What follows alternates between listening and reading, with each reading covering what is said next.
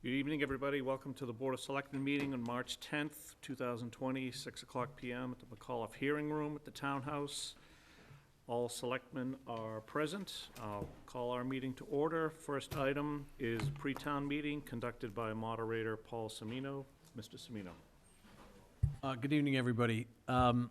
As we do every year in some weeks in advance of town meeting, we'll spend some time tonight running through the warrant articles, answering any questions folks may have, confirming who will be making motions on behalf of the sponsors of each article, et cetera, et cetera. Prior to getting into that, I wanted to just take a minute at the beginning to address what I'm sure is something that's top of mind for a lot of people, which is obviously the recent, public health challenges that are happening around the world with regard to coronavirus. At least one person has asked me, will we have town meeting?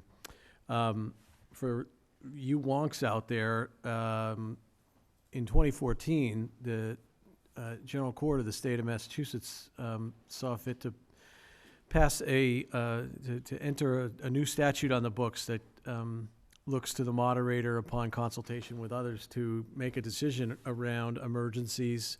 I think it was intended to be, what prompted it was weather, but it also refers to other public safety emergencies. And so I have an opinion on this topic, but I'm of the mind to take counsel from certain people that are here tonight, and I think I would like to ask Leslie Chamberlain, who is our public health nurse in town, to speak to the latest and greatest. Apparently, a quote finger state of emergency was declared today in the Commonwealth, which to me means federal funds. I don't know that it means anything in particular beyond that, but I know that you had a briefing today, and so if I could ask you, ma'am, to come to a mic and tell the room what you know. Okay. Not used to speaking into mics, but I guess it's working. Okay.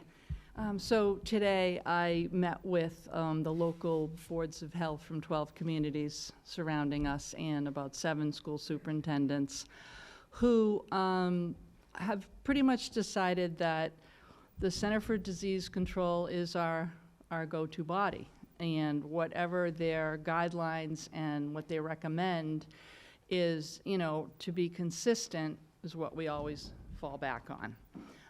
Of course, the Department of Public Health as well, but the Department of Public Health hasn't been quite as forthcoming and clear on some of the directives as CDC. So on the specific topic of your Massachusetts gatherings or large community events getting ready for the COVID-19, it's broken down into 3 different stages. There's the before, during, and after.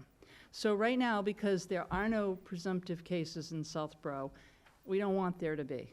And a presumptive case is defined by Department of Public Health tests the specimen and it is found to be positive. But at this point in time, the specimen is considered presumptive until it goes to the CDC and that it is tested, and if it's positive, then it becomes a definite positive case.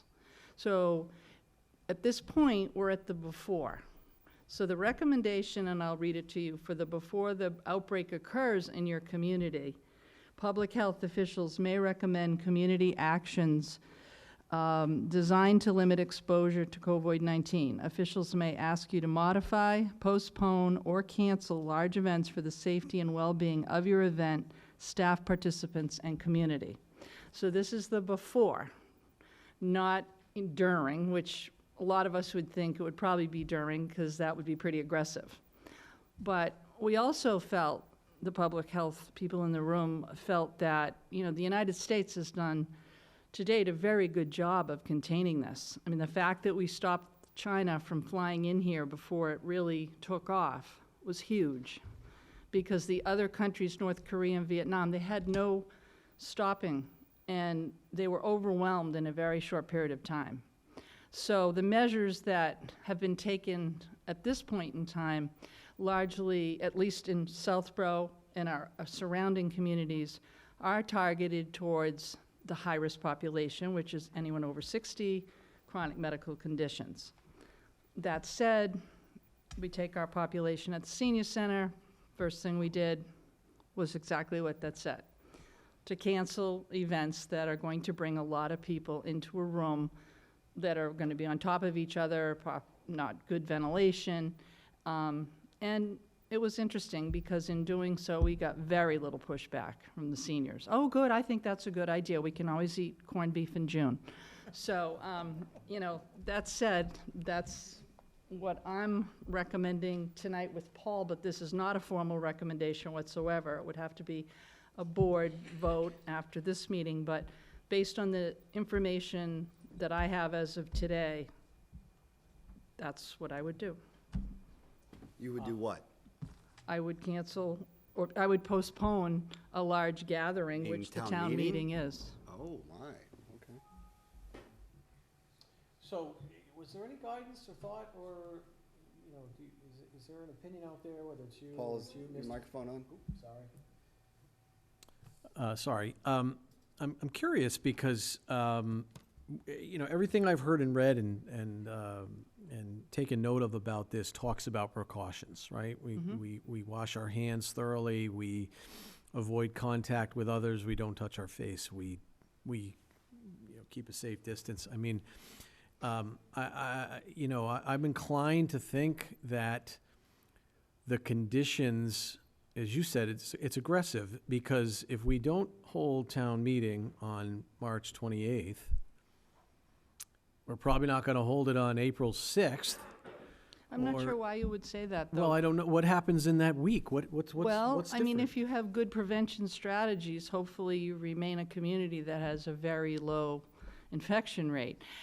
What's going to happen, none of us know, except we can look at what's happened in China, and it is starting to abate. There are less cases. They've closed 11 makeshift hospitals because the acuity is going down. Started in December, so 6 to 8 weeks out, it's improving.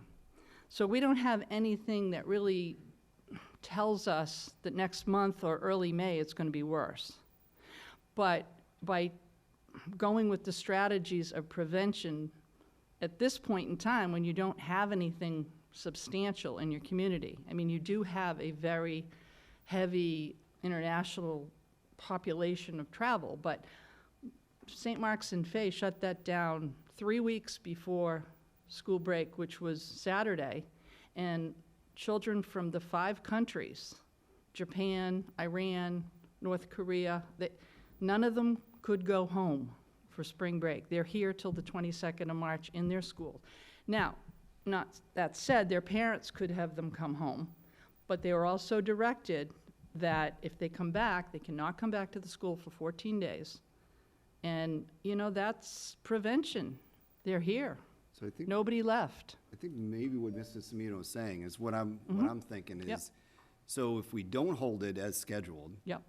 because we're in the before stage, nothing has happened, fortunately, in Southborough. So we don't hold it because nothing has happened. The following week, nothing has happened, we don't hold it again. The following week, nothing has happened, we don't hold it again.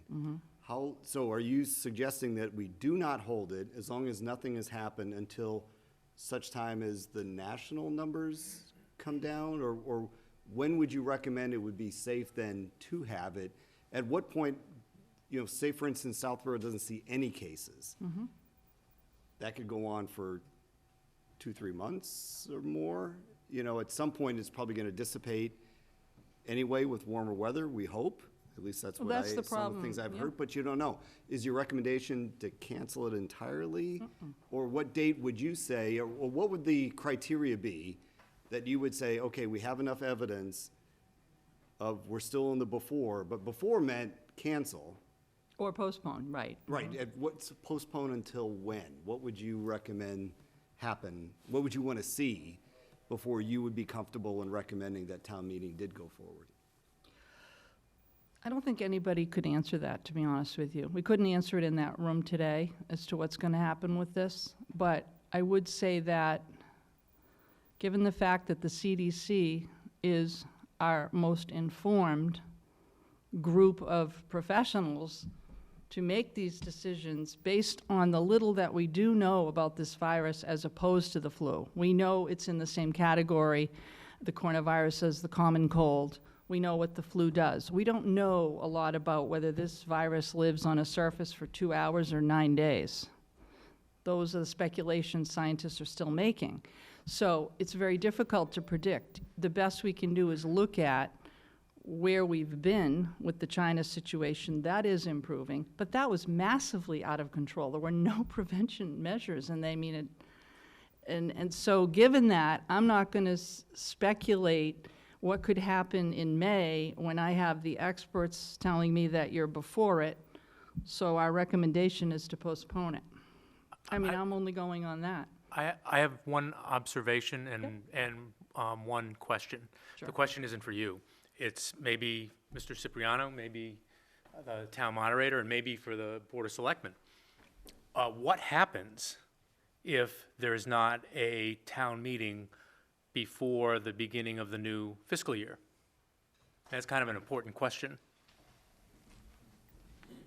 And while you're settling in, Mr. Cipriano, the observation is, and correct me if I'm wrong, I am assuming based on what you said about the recommendations that were made to the senior center, Yes. that at the very least, your position, recommendation, however you want to frame it, would be that individuals who fall into those categories certainly not be present. I mean, you're telling them not to go to the senior center. I'm assuming that you would say, do not go to town meeting. We didn't say don't come to the senior center. We only canceled large events of 100, a bus trip of 60 or whatever. And everybody over 60 and in the senior center is in the high-risk population. The definition being over 60 and chronic medical conditions. No, I understand, Right. and I'm sorry, I guess I misspoke. That's okay. But presumably a town meeting would fall into the category of a large gathering. Correct. I'm not sure if this is a question for you, Mr. Cipriano, but it's, I guess, now another observation. I mean, town meeting is open to everybody, but we would be specifically recommending that certain people not attend. No, we wouldn't be recommending that if you postponed the whole thing. No, I understand, but I'm saying if we didn't postpone it.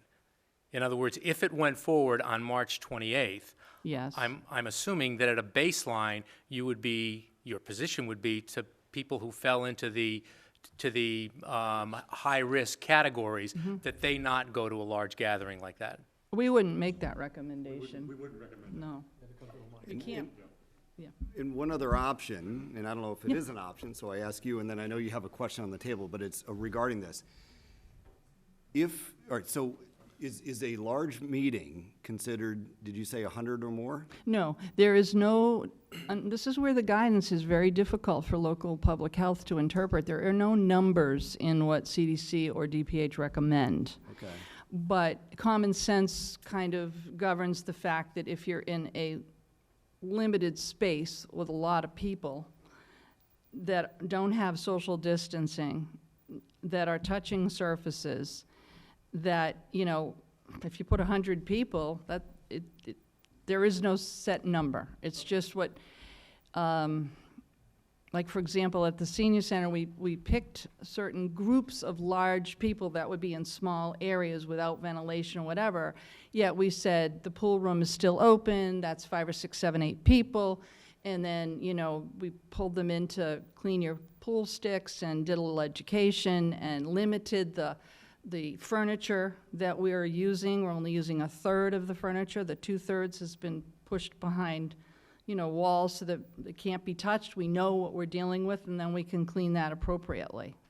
So. Okay, so what I didn't know is if this progressed as we're kind of talking now, would one of the options be to have X number of people in the hall, X number of people in the cafeteria, X number of people at Woodward, with the ability to video in and still be able to ask questions? But anyway, I know there's a question on the table for council. Yeah, so I guess, why don't we get Mr. Healy's question addressed about, Yeah, just very simply, I mean, legally, if the town does not act as it would at town meeting by the beginning of the fiscal year, what happens? Yeah, it would obviously adversely affect the ability to appropriate money. However, things are in the works. The Mass Municipal Lawyers Association, the Local Government Lawyers Association, of which I'm a part, is going to have an audio conference among all our members this week to go over several of the fundamental points of government that could be affected by this issue.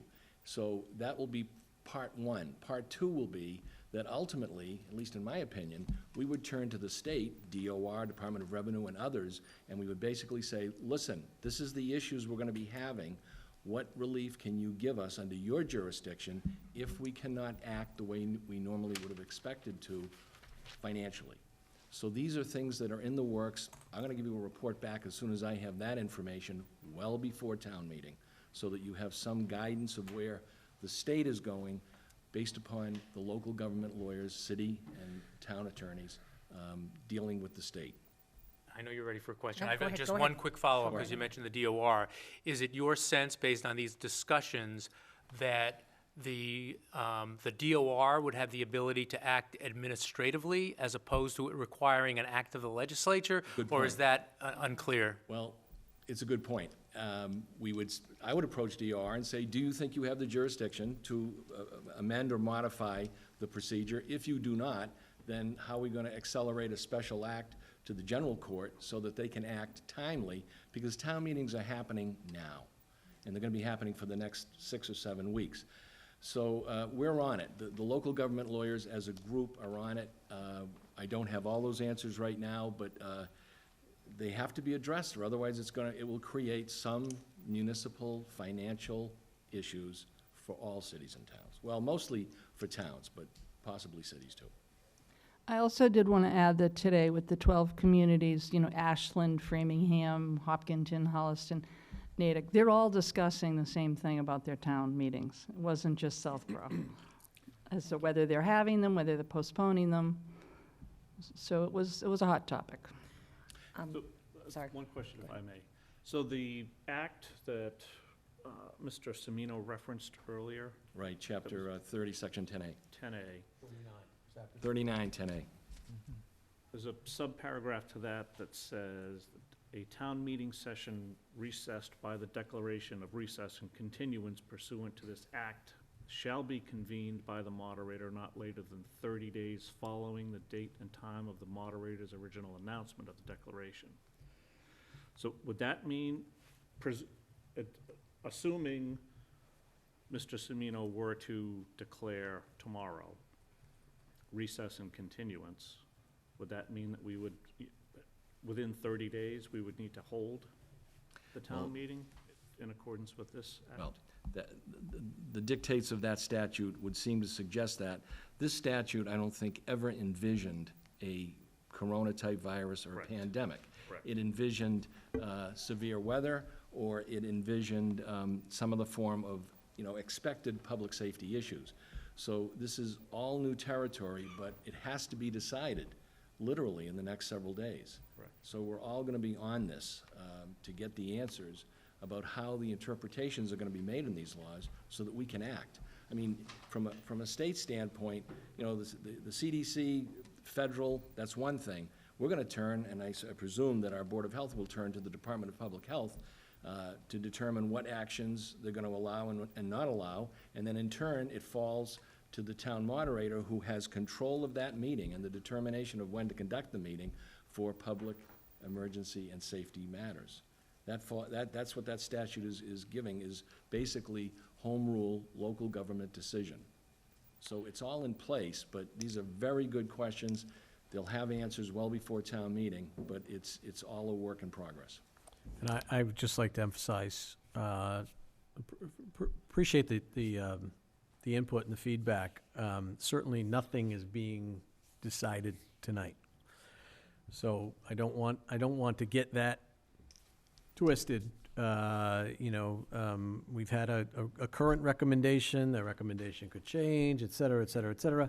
And maybe it won't, maybe it will. The point is, you've got some homework, town council, that you just outlined for yourself. And, we'll continue to discuss and deliberate on this. Well, wrong word. The statute actually specifically excludes this from the definition of deliberation. For for purposes of making this decision. But we're not making a decision tonight, just to be very clear. Ms. Brascio. Thank you. One of the concerns I had, and I'm hoping that you might be able to answer this, we know there's a segmented set of our population that could be at high risk. If we go forward with a town meeting or don't at least consider, do we have some form of legality because of a citizen's right to go to town meeting based on the state of emergency that was declared today? It's not just somebody making a choice that I have an obligation with my family. You know, it's potentially for a health risk, and where a state of emergency has been declared, do we potentially run a legality in Well, not no, allowing?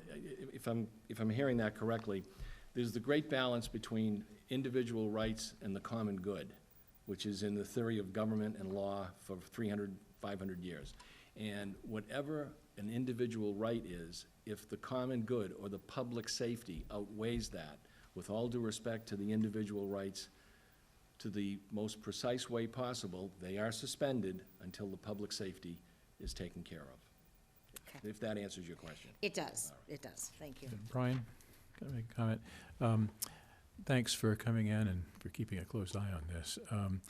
I've been dealing with this for my business for the last couple of days and have talked to a number of medical people, and it sounds to me like there is a reasonable chance that we could have a tough next couple of months here. Not certain, but certainly a possibility. So I think that it is very wise to consider the what-ifs that Mr. Healy raised. What do we do in terms of, if we can't get this done in a reasonable amount of time? I think, to me at least, that is a more likely possibility at this point, and I think that it's, again, incumbent on us not to put seniors or others at high risk in a position of having to decide, am I going to risk my health to go to town meeting or not, et cetera. So at least understanding more clearly what those choices might be if we have to postpone for more than 30 or 60 days would be hugely helpful to know before we make a decision on it. I have a question. Does town meeting have to be held inside? Could it ever be held outside where people can social distance and they have air? That's true. I'm Gillette serious. Stadium? I don't know. I'm asking you. It's an interesting question. Can you guarantee good weather? Well, Come on, Different, Brian. different department. I guess Mr. Semino, not disagreeing with what you said, but in terms of decisions tonight, I guess, and this is just me speaking now, I mean, for the association, loose association you talked about, I mean, certainly the message I would want that association to carry to the Department of Public Health, to the Department of Revenue, to the governor's office, is that the cities and towns of Massachusetts, specifically the town of Southborough, be given maximum flexibility in this instance. Whether it's because of administrative action by the DOR or an act of the legislature, that these are unusual circumstances. There's already been a declaration of emergency by the government that reflect down to the cities and towns, and we be given maximum flexibility to deal with the crisis. And what that means is that we can maybe have a town meeting outside where it's not otherwise warranted. Maybe the July 1 date is not the drop-dead date fiscally that it normally is. Maybe Mr. Semino has additional abilities to not just extend for 30 days, but for farther. In other words, give the towns the flexibility they need to deal with the crisis, rather than it, quite frankly, being micromanaged from the state level when we all have different needs and different dates, quite frankly. All very good points, and not to put the lieutenant governor in the post position, but it is my understanding that the lieutenant governor is the interactor with a local government. So somehow that will also, we'll reach out on that level. I don't think anything you said was inconsistent with not deciding tonight, so I'm fine with Yep. everything you just said.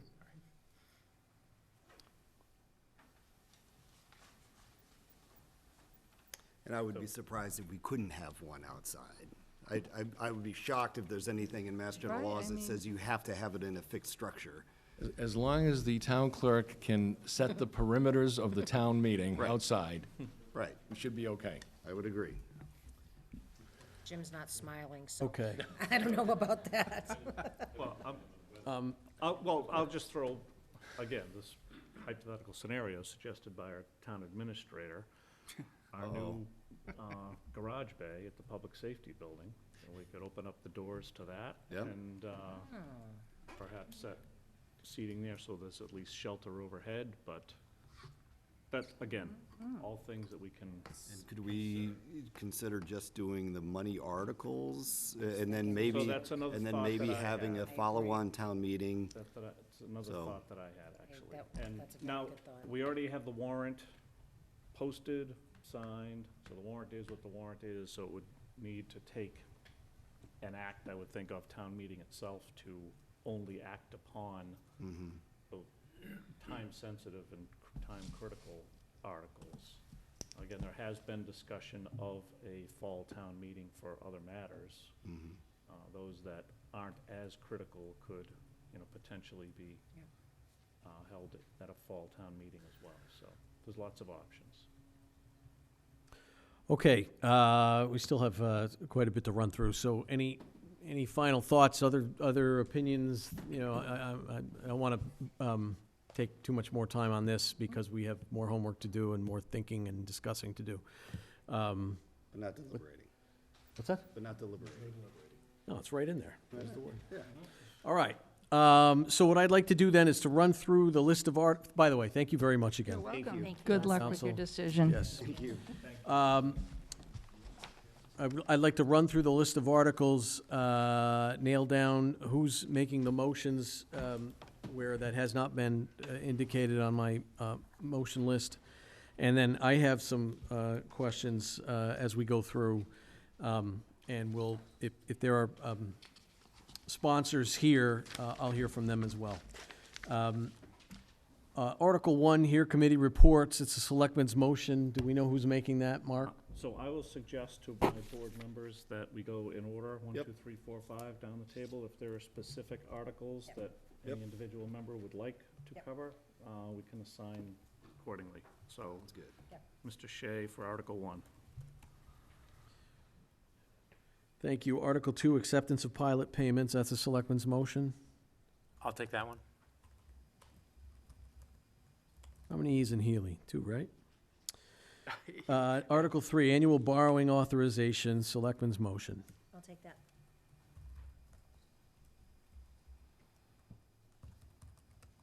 Article 4, authorization of contracts in excess of 3 years. Glenda? Kalenda. Article 5, salary administration plan. That's Ms. Rosenblum. She's communicated with me. I know she's not here tonight, but I will follow up with her on that. Article 6, amend borrowing authorization for the public safety building. I'll do that. Selectmen's motion. So that would be Stivers.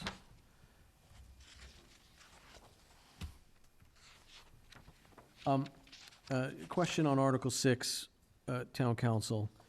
Mr. Moderator, It's indicated here on my sheet, and I believe it to be the case, that this is a borrowing article. Now, it's to give back borrowing authority, but nevertheless, is that a two-thirds No. quantum? no, this is not appropriating by way of a borrowing, this is rescinding it, and that's just a majority vote. Okay. So for those who don't know, in the room and on TV, the public safety building came in well under targets, and the previous borrowing authorization is going to be reduced as a result. Congrats to the committee, et cetera. But apparently just a majority vote necessary to do that. I imagine it might be unanimous. Article 7, fiscal year 2021 budget, selectmen, so that'd be Shay. Correct? Article 8, And actually, just to confirm, we would need to wait until final action on Article 7, until Article 8 was completed, I would think, correct? I believe that's the normal Because if procedure. for some reason, and I can't imagine that it would be, that the water budget was not appropriate, it would have to be wrapped into Article 7 somehow, correct? I think so. All right. yeah, I believe we take those, we combine those for that purpose. I can't say for certain, but Okay. if needs be, we will. Article 8, then, the water budget. Why don't we keep that one, Shay, as well? Okay. Just to be consistent. Article 9, capital budget, non-borrowing, selectmen, so that would be Mr. Healy. Sounds good. Article 10, capital budget borrowing, Ms. Brascio. Thank you. Article 11, payment to retirees for accrued vacation and sick time, Mr. Kalenda. Yes. Article 12, insurance deductible account, Mr. Stivers. Okay. Article 13, capital maintenance fund, back to Mr. Shea. Article 14, Mass School Building Authority project for Finn School boiler, school committee. Do I have anybody here from the school committee who's planning to move this article? Mark, do you know? I would assume that would be the chair, Ms. Martin.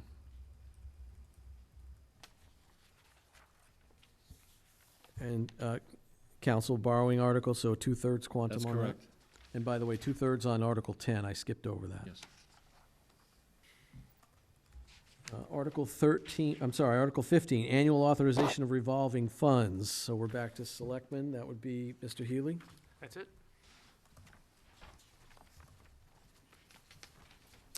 Article 16, CPA.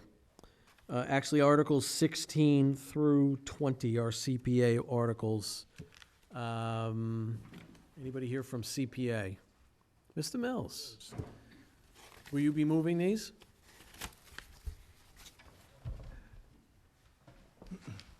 Yes. A long walk from one word. And a few words. You're a lawyer's dream, Mr. Mills. Let's see. Okay, why don't you and I talk offline? I have a notion of the administrative ones of these to be part of the consent agenda, Yeah, with I your think permission. The only one is for the clock tower. That won't be on that list. No, I'm just saying that I think there'll probably be an individual who's not a member of the town that will want to speak. Who's So, that? They're from the church. I forgot the individual's specific name. I'll meet with them later this evening, but I want to give you a heads up that they will want to Well, probably do a let presentation. me get some more information about that. Obviously, it'll be with the consent of the hall, if at all. Right. So, if you can get back to me on that. Definitely.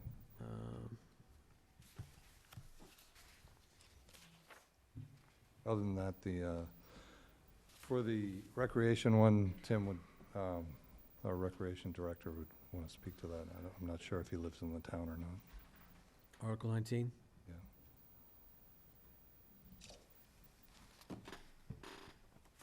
That's All why right, I I came. assume you can speak to any questions on 16, 17, or 18 if they're not consented to. Yeah. Okay. Article 20, thank you very much. Yep. Article 21, adapt Mass General Law to increase property exemptions. We're back to selectmen. I don't know where we left off. Ratio, Healy. Thank you. Brascio? Yep, thank you. Brascio for Article 21. Article 22, Kalenda? Yes, Article 22, Mr. Kalenda, that's the bylaw to increase qualification period for appointments. Yes. Kalenda.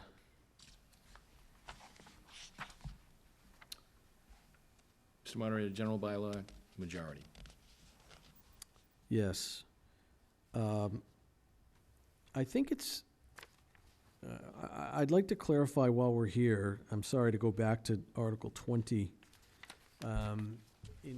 Mr. Mills, in my materials, sometimes this is referred to as St. Mark's Church, which it obviously is, and then sometimes I see just St. Mark's, and I do want to understand, or maybe have you confirm my understanding, which is that the church and the school they share a name, but that's it. Correct. So, to the extent folks are potentially going to be confused about that. I just encourage you to make that clear when the motion is made, if not before that, in terms of outreach, et cetera. I anticipate there'll be a brief presentation on that. Okay, thank you.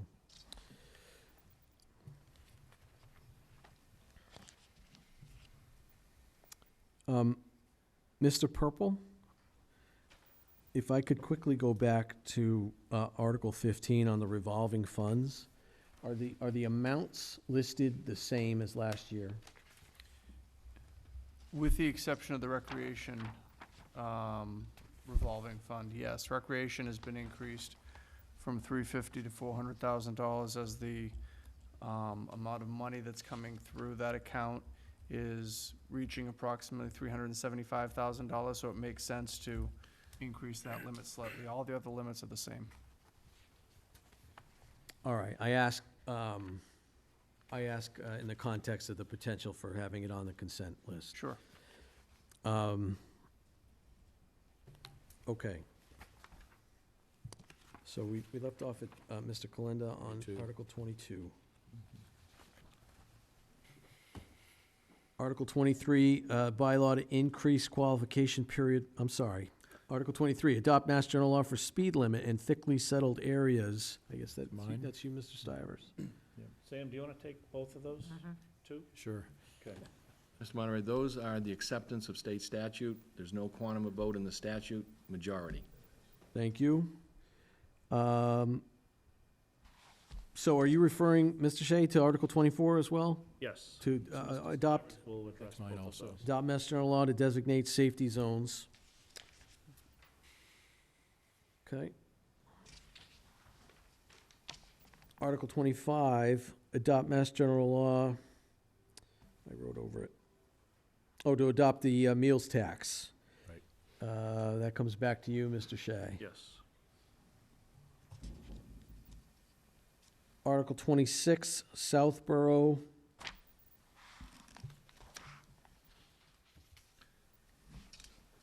Can somebody else read that? Public accessibility. Public Accessibility Committee, I'm sorry, I scribbled over it on my own sheet, I don't know why I did that. So that's you, Mr. Healy? Yep, that's fine. Article 27. Office hours, that's the town clerk. You be moving that yourself, Mr. Hegarty?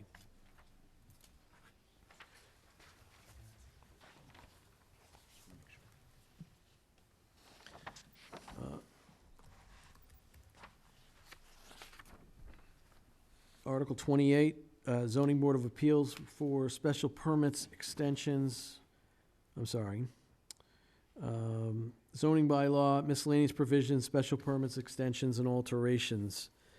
ZBA.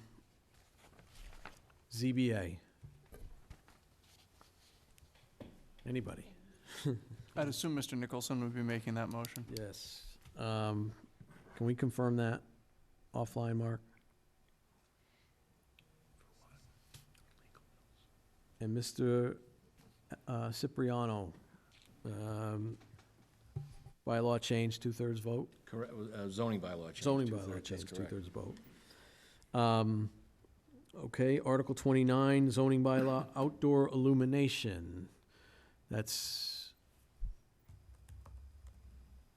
okay, so it just says planning board, so. Okay.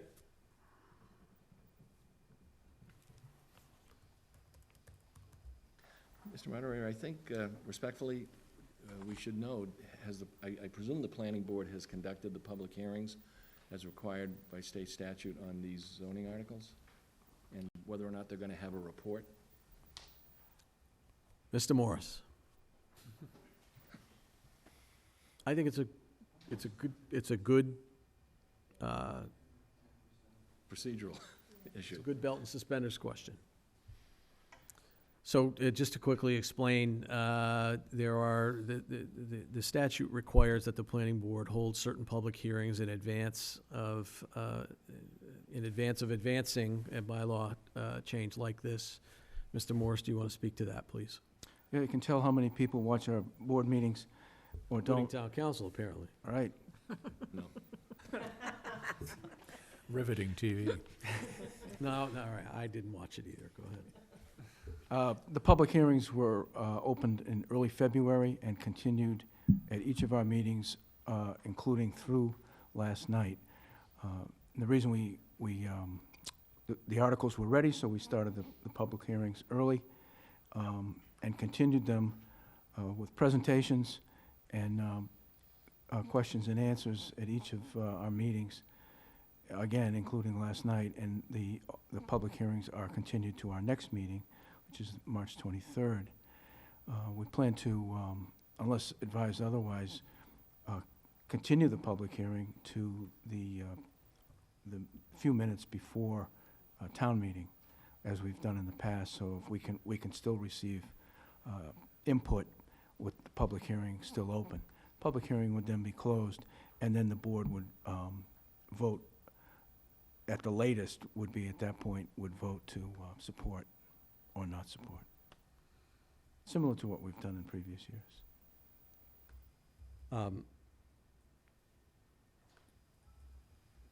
What, if any of your articles do you plan to do a presentation at town meeting? Both. Both? One of the articles already has an amendment that will be submitted in writing. Which one is that? Illumination.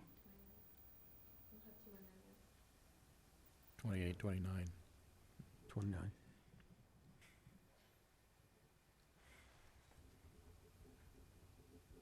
And that, Okay. that may change as the public hearings are still open, so if there's more input that would change other things or change things back, then we'll just let you know. Well, when you say it'll change, I mean, your intent on amending it, are you saying at some point you may change your mind and not amend it, or you may amend it further? Both. Okay. All right. Don't we need the planning board on 28 too? It's a zoning bylaw. Counsel? I'm sorry? Planning board hearing on the ZBA's article? Or 28. Usually, We held that public hearing Yeah, also. It's the Is same that also category. still open? Yes. Ms. Houlihan saying yes, okay. Yes. All right. And the same intention to continue it to the, Unless advised otherwise, we try to keep it open as long as we can so that we can, receive input from the public. okay, thank you very much. Thank you. Mr. Morris, are your feelings unhurt? I binge watch the planning board meetings. I watched it too. You don't seem like you believe me. I don't know how you can stay awake, Mark. 30. It's so boring. Oh, Thank you. Although the vote for that is what? all zoning articles are two-thirds. Who's doing Article 30? But is Don going to present it, or? Article 30, who's presenting? Ms. Luttrell. Mrs. Luttrell.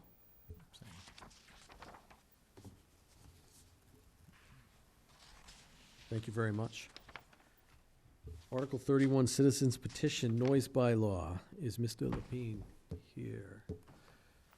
Hello, sir.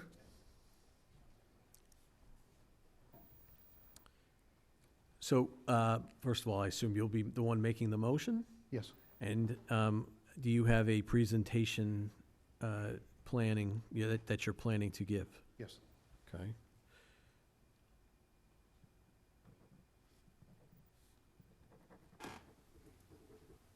At the end of this session, I'm going to give some guidance about the length, both in slides and in time for all presentations. I don't know if you've held any kind of public outreach or education, sessions for folks to get familiar with what you're for ahead of town meeting, but if not, I suggest it. Yeah, we have. Okay, excellent, excellent. Okay. Any questions on the citizens petition? Okay. Thank you, Are sir. there going to be any amendments to that? I've submitted 6 amendments. They're all pretty minor. Okay. So I guess need to be ready to give those to the town clerk. on the Yeah, floor? I've turned them over. Good, okay. Are you going to have a handout for the, to show the amendments in the text, like a red line document? So voters can see what the changes are from what's printed in the warrant? That might be useful. So, and that's fine to do, if you want to put some materials, correct, Mr. Hegarty, materials on the table out front if he wants. We do, with regard to amendments, including those that are made directly from the floor in real time, have a even better than last year method coming to put those changes on the big screen, which is, you know, not the same as having a piece of paper in your hand, but I'm not sure it's any better or any worse. So keep that in mind. Okay, yeah, they're all pretty minor. They're like mostly typos. Okay. All right. Thank you very much. If I may, Mr. Semino, a Yes. question for you. So, when is the deadline that you need to know, for instance, if, say, the board chose to ask the police chief to speak to this? What is the deadline that you need to know? Is it tonight? Or because the hall would have to allow him to speak? And again, I'm asking personally, not for the board, that if that was an option that the board wanted to allow the chief to. Can I hold that question just till we, Absolutely, I just wasn't sure process-wise where you Yep. wanted to ask. Okay. Okay, that's fine, thank you. Mr. Purple, did you have something on Article 31? Just trying to help. Oh, Helps always. well, hold the help, hold the help, let's just do I may this last forget, one. but go ahead. Article 32, citizen petition plastics ban, Mr. Wyshan is not here. Was he notified of this, Mark? Yes, all the article sponsors were notified.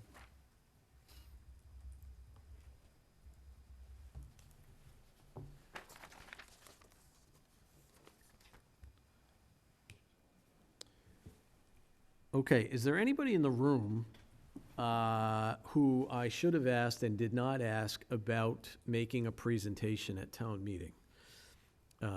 So if anybody out there is intending to make one and we haven't identified, no, I got you, Ms. Luttrell. Article 1, okay.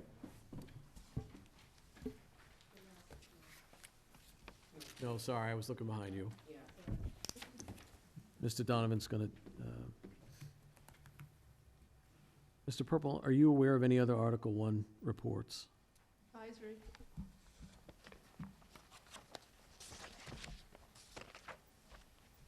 Thank you, Ms. Cook. Others, Mr. Purple? Not that I'm aware of. Okay, so we'll go with those two. All right, back to Ms. Luttrell's question, and then we can wrap things up here. Mr. Laflamme and the IT department at the town has really, I sing his praises every year, and I'll be doing it again this year, has put together a pretty slick method for capturing presentations, presenting them for the assembly, and capturing amendments in real time. And so I am fully supportive of him in his efforts, and so I am, whether it be presentation material, whether it be non-voting presenters or other speakers, et cetera, I'm looking for that information from whomever by the end of this week. So by close of business on Friday, which gives, do I have my dates right? That gives Mr. Laflamme another week or am I a week off? 2 weeks. All right, so I'm off. I'm end of next week. And that includes, full presentation material, which he will project on behalf of everybody. So those things go in, obviously in order. He's got to be able to move them around if the articles get moved, et cetera. He needs that time. Do you want to be CC'd on that? I don't need to be CC'd on that. Me and Mr. Laflamme will be in tight communication between now and then. So you can send it directly to him or through the town administrator's office. So, does that answer your question, Ms. Brascio? It does, thank you. Okay, yeah, we'll want to identify sort of the cast of characters by the end of next week. Perfect, thank you. All right. Any other, yes, Mark? So I just wanted to point out, every year, Mr. Hegarty always sends out an email to all of the departments, because again, as you had noted, a lot of the department heads do not live in town, and he asked to get a list, to develop a list of non-residents who wish to speak at town meeting. Ms. Braccio's point about the police chief is always on that list. And so that list is provided to Mr. Hegarty. Mr. Hegarty then works with you, Mr. Semino, to ensure that you have a updated list of all the non-residents, so that you do that all in one vote, asking the hall to allow them to speak. But, well, no, sorry, but just to clarify and be precise on that point, the blanket approval at the outset of town meeting is to be in the hall. It's different than coming to the mic in support or opposition to any particular article. That's still, I will still be calling, I'll give it some thought. But the blanket approval at the beginning is to be in our hall. It does not, correct me if I'm wrong, counsel, but it does not bestow the right to come to a mic and speak for a non-voter. I think it depends on how you take your vote. Not sure I know what that means. Sure, sure. Anything else? All right, thank you, Selectmen, for your indulgence. Thank you. See you on the 28th, maybe. We'll go on to our next item on the agenda, public comment. Mr. Shea, may I ask a question Yes. before you move on? So with this particular question that I just asked, if Mr. Semino needs to know by the end of next week, we're not meeting between now and then? So when would be a proper time for me to ask the board if they have an interest in the chief speaking to the article? Only because if we don't meet again, And can I ask a quick follow-up to that? Yes. Would it not make sense to list every department head who lives out of town as a potential speaker, so that something like this doesn't become an issue? I mean, it just seems, it seems, no matter the article, we'd want to hear from a department head if it impacted their department. So could we deal with it that way? Just list all the department heads as potential speakers and cover the landscape. Sounds right. Great sense Yeah, to me. makes sense. good idea. Very well come into play that a question is asked on a budget, et cetera, and we would need to Yeah. call upon. Does Yeah. that make sense, Mr. Department head. Purple? Well, it makes sense, but it's up to Mr. Semino if it Semino. makes sense. Oh, where did he go? He's still here. Mr. Semino, Mr. Mr. Semino, Semino, question? question for Could you. you please come to a microphone, sir? Not so fast. Can't going to leave turn the yet. tables on you. That's right. We ask the questions now. We'll swear you in. Yes. The question was whether it made sense to list all of the department heads who live out of town as potential speakers and have them approved, so that whether it's the budget or otherwise, whether it's some sort of omnibus motion or otherwise, and we just deal with it that way. Is Mr. Hegarty still in the room behind me? No. Don't see So him. I can tell you that in the past, this won't surprise you to hear that he has been extremely precise about that list. And he updates it in real time, like as we get ready to gavel in, who's actually in the room. He doesn't compile it definitively in advance. Otherwise, we could put 500 names on that list. No, but it sounds like it's two different, you described it as two different things. Number one, to identify who's in the room, but number two, these are, whether they show up at the beginning of town meeting, the middle of town meeting, or the end, to list all the department heads as potential speakers, so that it eliminates the cumbersomeness, if that's a word, of having to deal with individual department heads if they're going to speak to the budget, if they're asked a question or otherwise. It's just a streamlining question. Sure, okay, understood. Yes, I think that's probably good planning. Okay. So, Makes sense. Thank you. Sure. So I guess, Ms. Brascio, in answer to your question, before we move to public comment, since we have Sorry. not had received public comment yet, and while we are still talking about town meeting, I think if you'd, would you want to make the request of this board? I would. that the chief be I think in a it, position to speak to the noise yes, to the noise if bylaw. he- I've had, like I had mentioned at our last meeting, I had a brief conversation with him, and I think, seeing as they're the enforcement, would be the enforcement arm of this, I think it would be important for the hall to just have him say a few words. I'm not looking for a presentation, or someone may even have a question of the chief as well, so. I think that would be appropriate, in my opinion. He may need to be involved in the final article as well, because, Sure. you know, if the enforcement, if a plastics ban goes into effect in Southborough and the enforcement is left up to the Board of Selectmen, the five of us are not gonna be out enforcing plastic banned plastic violations. It's gonna fall upon our police department, and so he may need to speak to that in a capacity to actually do that as well. That's a good point. And just clarifying, that was not actually a vote that our board took to make that decision. It was a statement made, but I That's think right. the Point is well taken. All right, Thank you. next item then, public comment. Seeing none, we will go on to scheduled appointments. Capital Planning Committee, interviews, appointments. So we had prepared a draft for the Capital Planning Committee and had reached out to the public to solicit volunteers to serve on this committee. We have responses from 6 individuals, and the 6 individuals are listed here. Just show of hands, how many of the people who are listed are here tonight? 1, 2.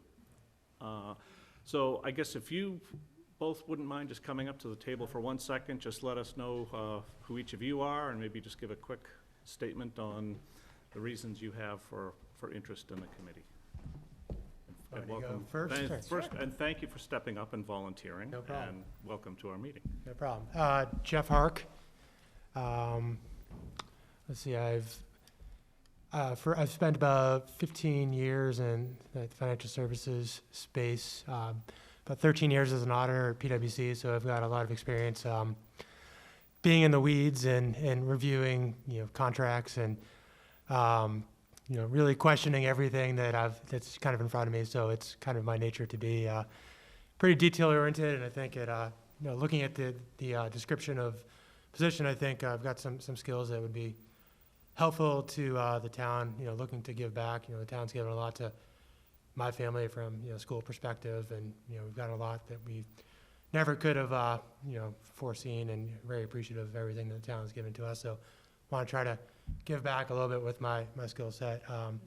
And past couple of years as well, subsequent to being an auditor, I've also worked in a consulting firm, done a lot of finance and operational type work at a lot of Fortune 500 companies and other smaller shops as well. And as part of that, I've also been involved in a lot of budgetary work.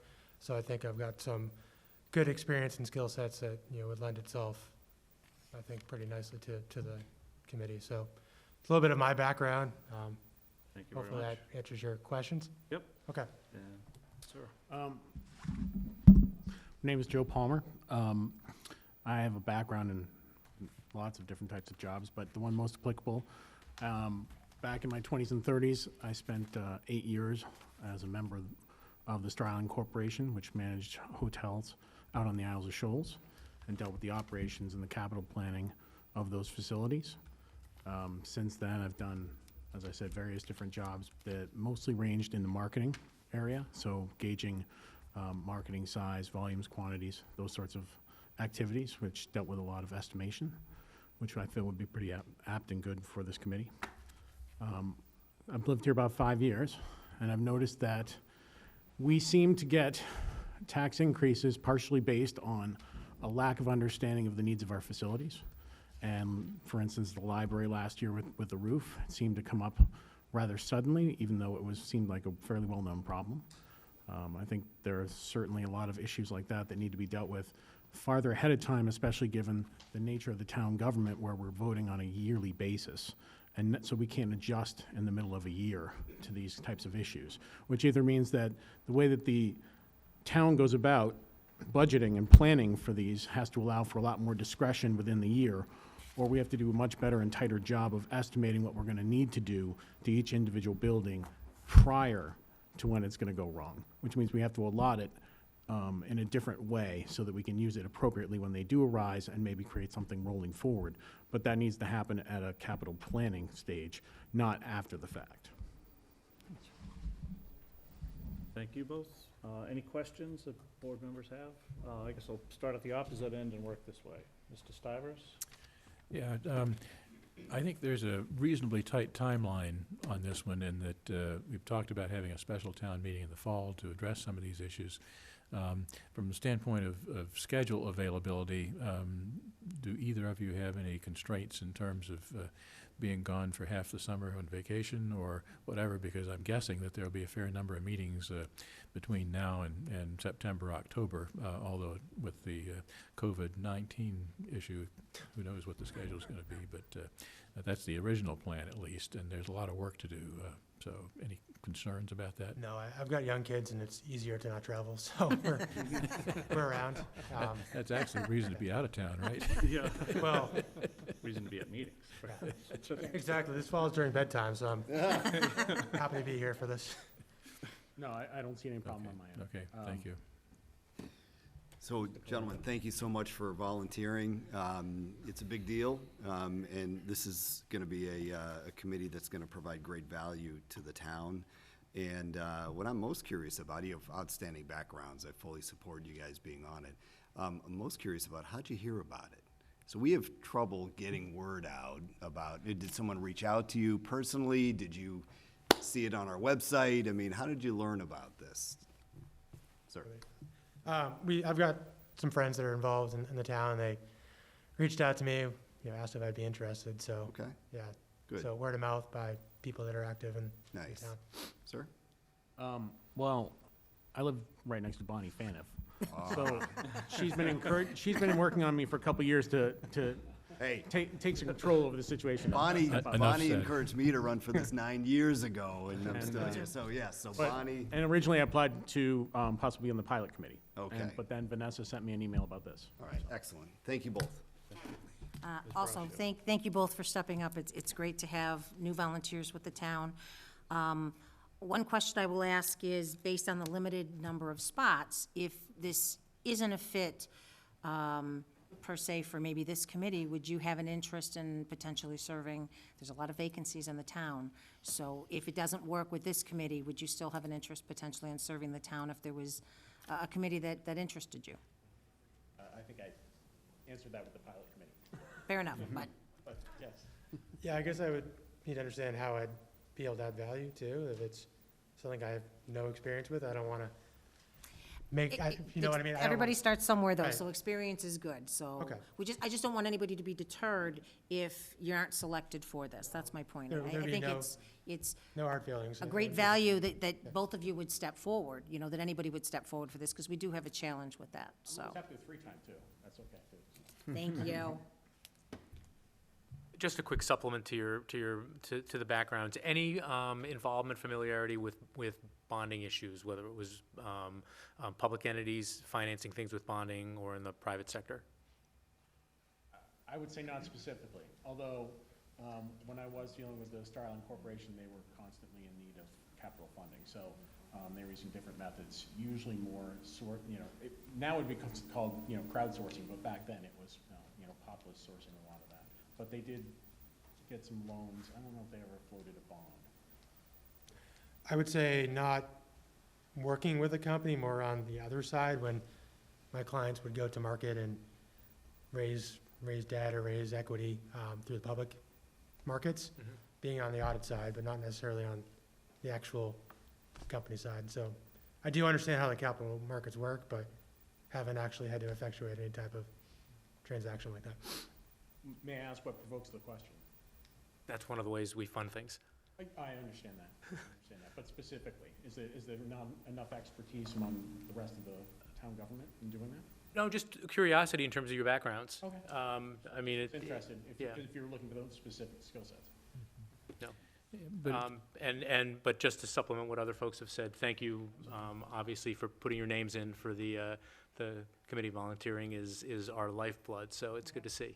Good to see new faces. But just to follow up on Marty's question, that's a good comment, because in fact, we have financed things by borrowing. One of the things the committee would hopefully look at is other ways of financing. I mean, we have not done a lot of leasing historically, and I think there's some interesting opportunities relative to how we might think about financing things to meet a number of objectives in terms of getting value from any tax credits that we can't take that other lessors might, or planning equipment cycle, replacement cycles, because we've got some equipment that is, all comes need of replacement at the same time in certain areas, and so you want to be able to space those things out to make it work better for the budget, so. Does that mean there's also an encouragement to monetize other parts of this system in other ways? I mean, through business venture, combined business ventures, or renting, or those sorts of things? Yeah, we're looking at all sorts of ways to make the money go farther, and I think in many governments, including ours, there's a lot of inertia.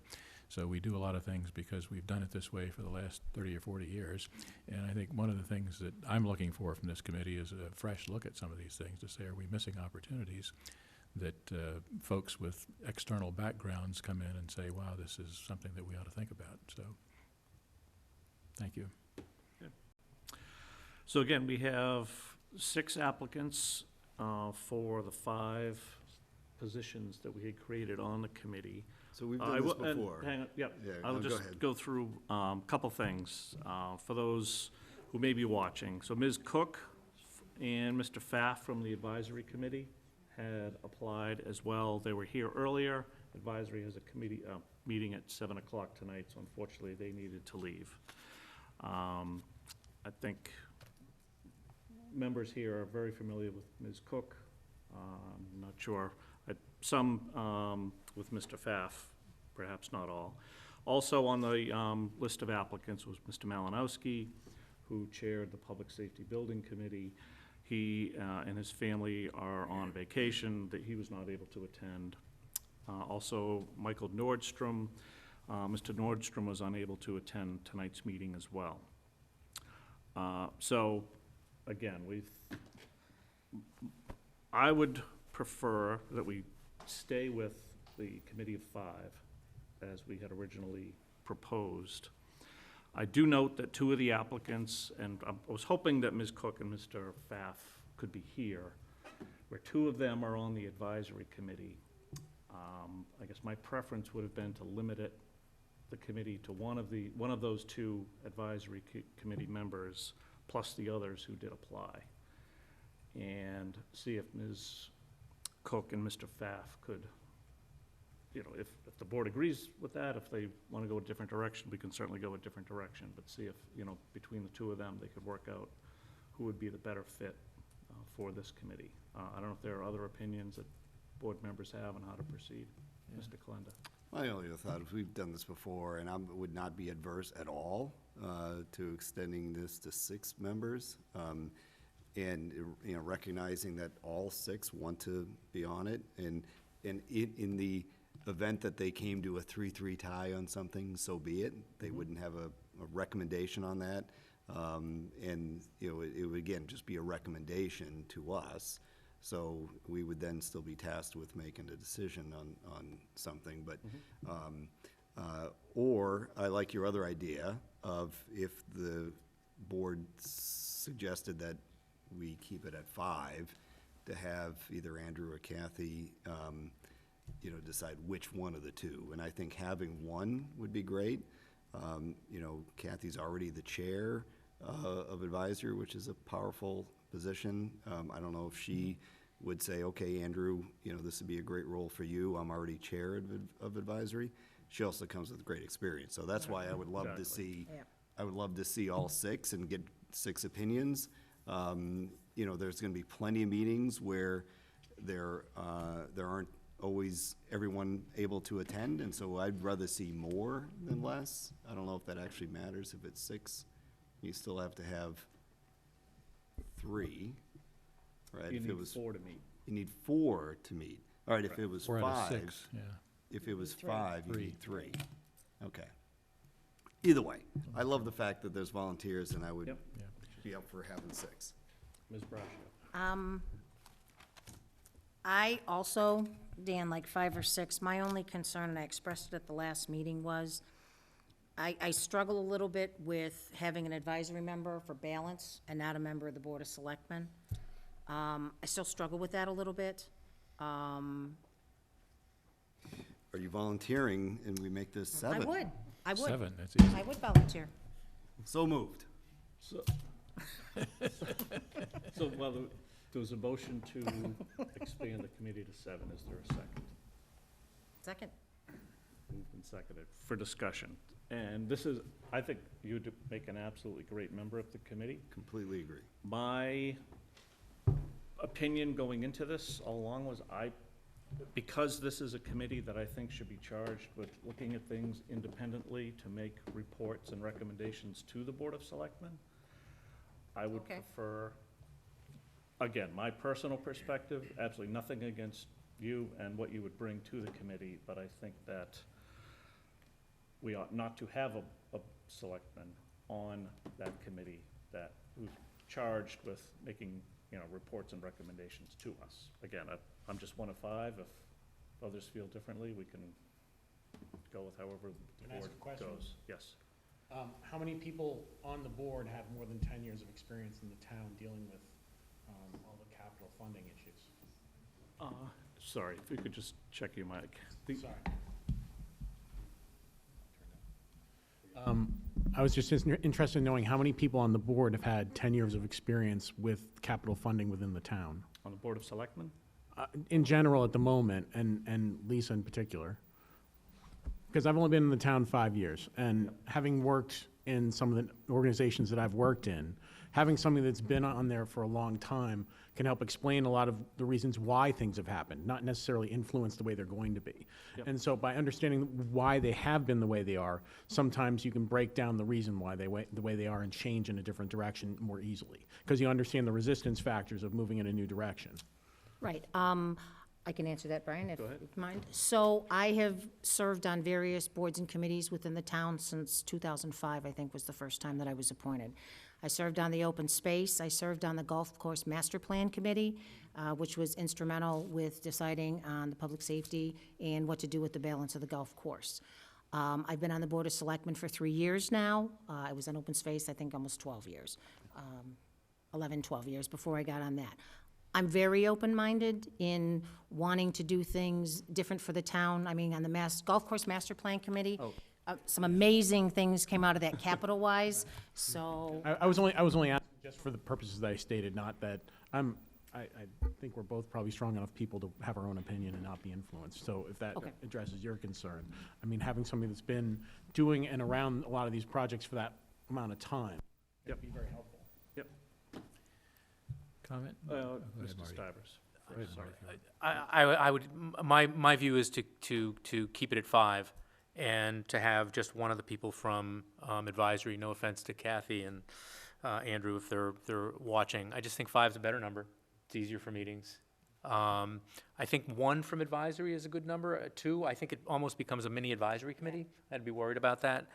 And I certainly would want the 4 folks who have volunteered who haven't been involved in town government before, because that's one of the things we're looking for is some perspective and different perspectives, and in addition to your accounting background. So I guess my inclination would be to keep it at 5 and to only have one of the 2 people who have put in their names from the advisory committee.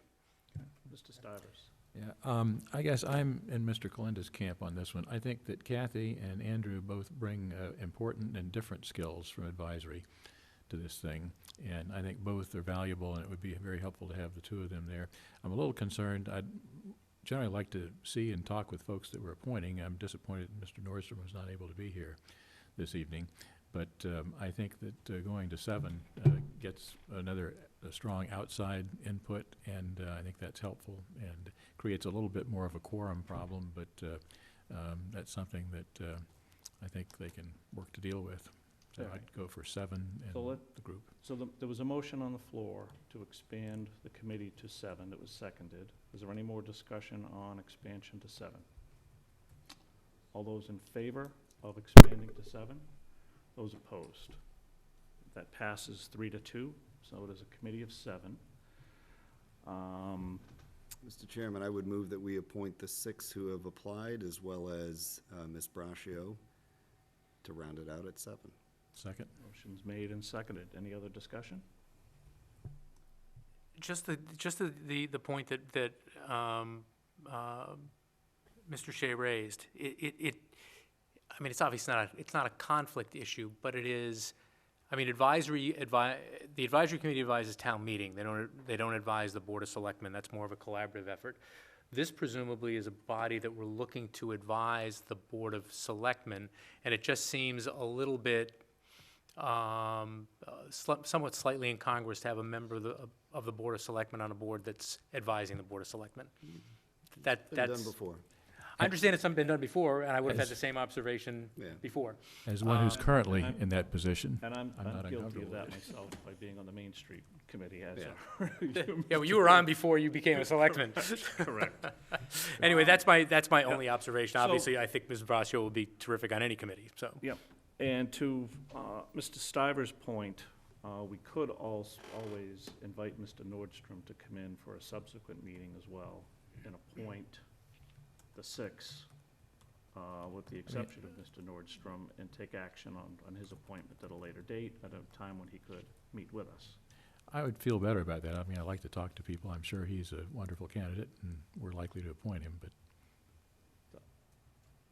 So the motion was made, though, to appoint all. I guess, how do we want to Amend the move motion. forward? who made the motion? Dan made it. I made the motion. I mean, And I think I seconded it. you I- did, I- so, I mean, if the motion will not pass without Mr. Nordstrom coming in, then that can be part of this discussion. You know, I'm ready to move forward. I don't think it's a bad idea, as Sam says, to have him come in. I love the fact that he's volunteering to serve his town, and he'd be one of 7. But if I'd- others feel otherwise, then I'd be willing to appoint, but I'd still like him to come in. Just to say hello, kind of get a read of, reinforce the decision. And I don't think it's a bad thing to do, because I personally don't know him, so it might be nice to just Yeah. have the face-to-face and let him give us some information about himself, because there was nothing in the packet, so. You know, again, I think everybody in this board is very, very familiar with the work that Mr. Malinowski did, as an example, and I have no hesitancy whatsoever to appoint him. I just don't know Mr. Nordstrom, and I think it would be nice if we could meet So I with him will, first. I will amend my motion that we actually appoint the 6, save Mr. Nordstrom for now, and that we ask him to come in at our next available next available meeting if he is able. Second. Moved, seconded. Any other discussion? All those in favor? Aye. Passes unanimously. Thank you, gentlemen. Thank Thank you you. very Thanks, much. gentlemen. Have fun. You'll get a Congratulations. letter from the clerk telling you need to come in and get sworn in. Have a good night. Thank you. Thank you. You too.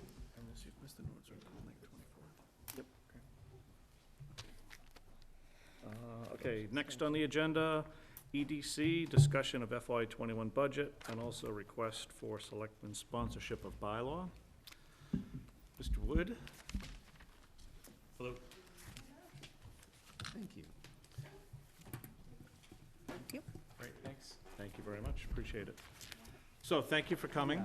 Thank you for having us. Again, there was discussion at the tail end of our last meeting about EDC's budget, which resulted in this invitation to EDC to come. But also, we wanted to discuss the letter request that EDC had for sponsorship of the bylaw for the downtown initiative. I guess, why don't we start with the budget? Ms. Braccio, I think you were the one that had. I did, thank you. So, just as some background, Mr. Kalenda, you weren't here. Thank you. And welcome, Mr. Woods, of course. So, at our last meeting, I had asked for this budget to be brought back up. I had attended the advisory meeting, and They brought up some questions, and then as I dug a little bit further into the budget and talked to people, I had a little bit of concern. So based on the request that originally came back in January as to what the additional $10,000 was for, I kind of went through and looked at, one of my concerns was that other boards and committees have come forward with zoning changes, and no one has ever asked for money to promote it. Planning Board and ZBA have articles, and so that was one of my concerns. But I went through the list to see if some of the things that were listed, and some of the things I believe could be covered through the grant, and also some of these things I don't think can be covered by the town as well. So I just asked for the discussion on some of these items. I did hand out the request and the EEA, what could be covered by the grant. So I just wanted to make sure where advisory has taken a position of not supporting the 10,000, and they're gonna bring it forth to town meeting. So my concern was some of the items that were listed on here, and also that we have asked other departments as well to cut back on things that they may have needed. And I just worry also where the line crosses between using public funds to promote a zoning change, which there's a fine line in being able to do that legally. I wish I had all my notes with me. I may have brought them. But that was one of the questions that I also had was that, and this has always kind of been the thing, even when I was on open space. So when Chestnut Hill came up, you know, we had to be very careful we didn't promote it using town funds. We could give information, but you can't use town funds, taxpayer funds to promote. And I've also heard from people as well that we're asking taxpayers to fund promotion of an article that town meeting may or may not support. So again, I'm just bringing these things forward for the board to discuss, and if the board feels that they still want to keep the same position for town meeting, that's fine, but knowing. Is the 10,000 solely for promotion? No, Well, absolutely not. let me just. And then- Yeah, let her let- finish, let and me then just- And then I'll number respond. two, I'd love town council's opinion on that, but it sounds like it's not the case anyway, but So we'll hear that. this was what was provided to the finance team as to what the increase was for. So EDC expected to spend more on printing services and other office supplies in conjunction with the downtown initiative. So that should come through some of the grant, you would think. Printing of the Sobo Do business. we know that directory. for a fact it'll come through the grant? I also gave this, review, award contract, determine meeting schedule, obtain documents, review, stakeholder presentations, revise, coordination with planning board, prepare preliminary scope, identify project team, develop consensus. So anything to do with brochures or handouts would be. Doesn't specifically say, but you might be able to read into that. You might, and again, that's the question. And then on the Sobo guide, I was told that you can't advertise businesses with town funds. It's not, sorry. No, go right ahead. So it's Again, not, the Sobo Guide's really not an advertisement. It's not paid advertisement. We can't have paid advertisement. We can't get funding from any of the other businesses because we don't have a revolving fund. So we can't take money from them to print that either. So it's kind of a catch-22. So the Sobo Guide, we're not charging anybody anything. It's not a larger advertisement. Every single business in Southborough is listed in there. So you can, it's Okay. online as well. So it's more of a business guide. Every business, to promote business in Southborough, it's Sobo, it's Shop Southborough. let me ask you, when you printed it before then, those numbers were included in your budget. So you're looking for an increase in your budget in order to cover the printing of this? Yes and no. Okay. So, Fair enough. what I understand, let me, really quickly, I had a little 6-page slide thing that I was gonna give you guys, but I'm not now, because I'm hoping after town meeting's over, we can have another meeting, a more in-depth one, where we can try to figure out what Southborough wants to do to try to promote growth, because right now, 87% of the town, of revenue for the town is from residents, 13% is from the, commercial. We have 9% of the property in town is dedicated for industrial. 37% is off the tax revenue now and climbing, you know, due to nonprofits and or other things.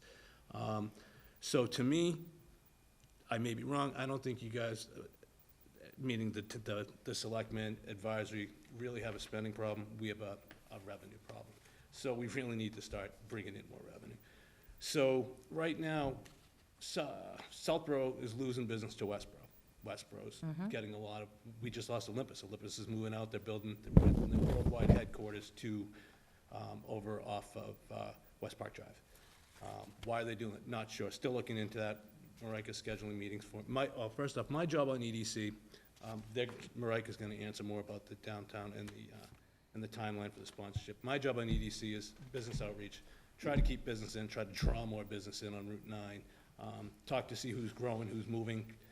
We had 5 businesses in town that had a few hundred employees that are all outgrowing where they are. They're looking for more space, so we're trying to get them to take more space here.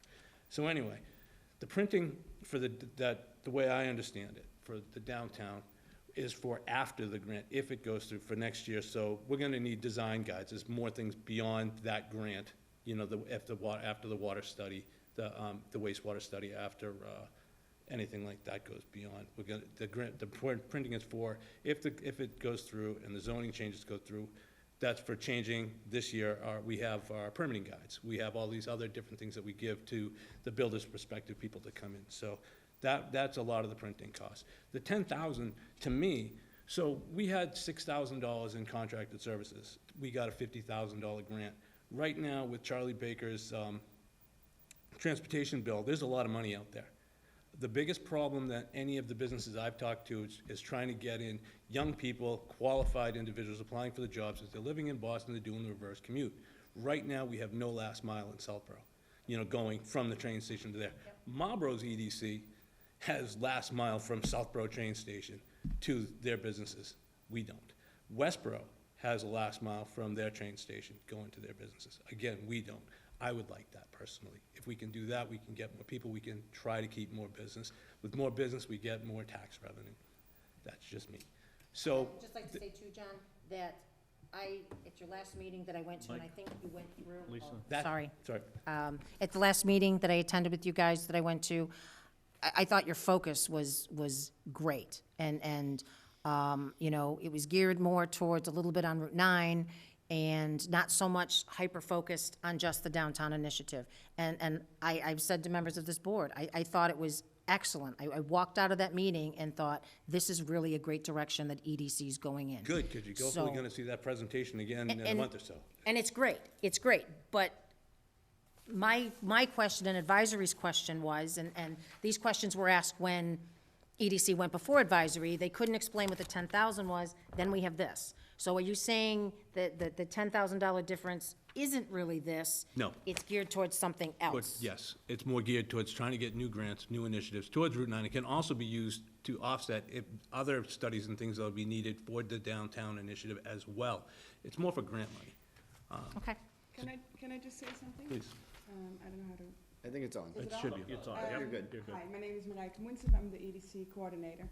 I just wanted to say that the last advisory meeting, I think our new chair, Tom Collins, was invited to present, and he was actually specific. He had just become the new chair. Maybe he was a chair for like a week or so, and he actually had a talk with Kathy Cook beforehand, and she told him, "Don't worry about the budget. We just want to talk about the downtown initiative about the zoning, the bylaw zoning change." So he was prepared to talk about that, and he was not prepared to talk about the budget, which, of course, you know, Fair enough. that didn't go very well. The budget that we've submitted is, the EDC the past year has been very, very much focused on the downtown initiative. That's been the priority, but it doesn't mean we've not been doing anything else. We have actually identified 3 main areas of focus, which is the downtown initiative, business outreach, for which we created the Shop Local directory, and business development. Business development has kind of gone on to the back seat, but we want to refocus on that. So part of that, and very importantly, is focus on Route 9 businesses. And the large presentation that you saw, Yep. we would like to schedule a time with the Board of Selectmen where we can present you with that information, because we collected a lot of data. We've been looking around what's happening, and exactly what our conclusions were that Southborough needs to seriously start researching new sources of revenue. we are cutting costs, but we need new revenue sources, and like what John said, only 9% of our land use is zoned for business or industrial use, which is great, but we need to utilize that.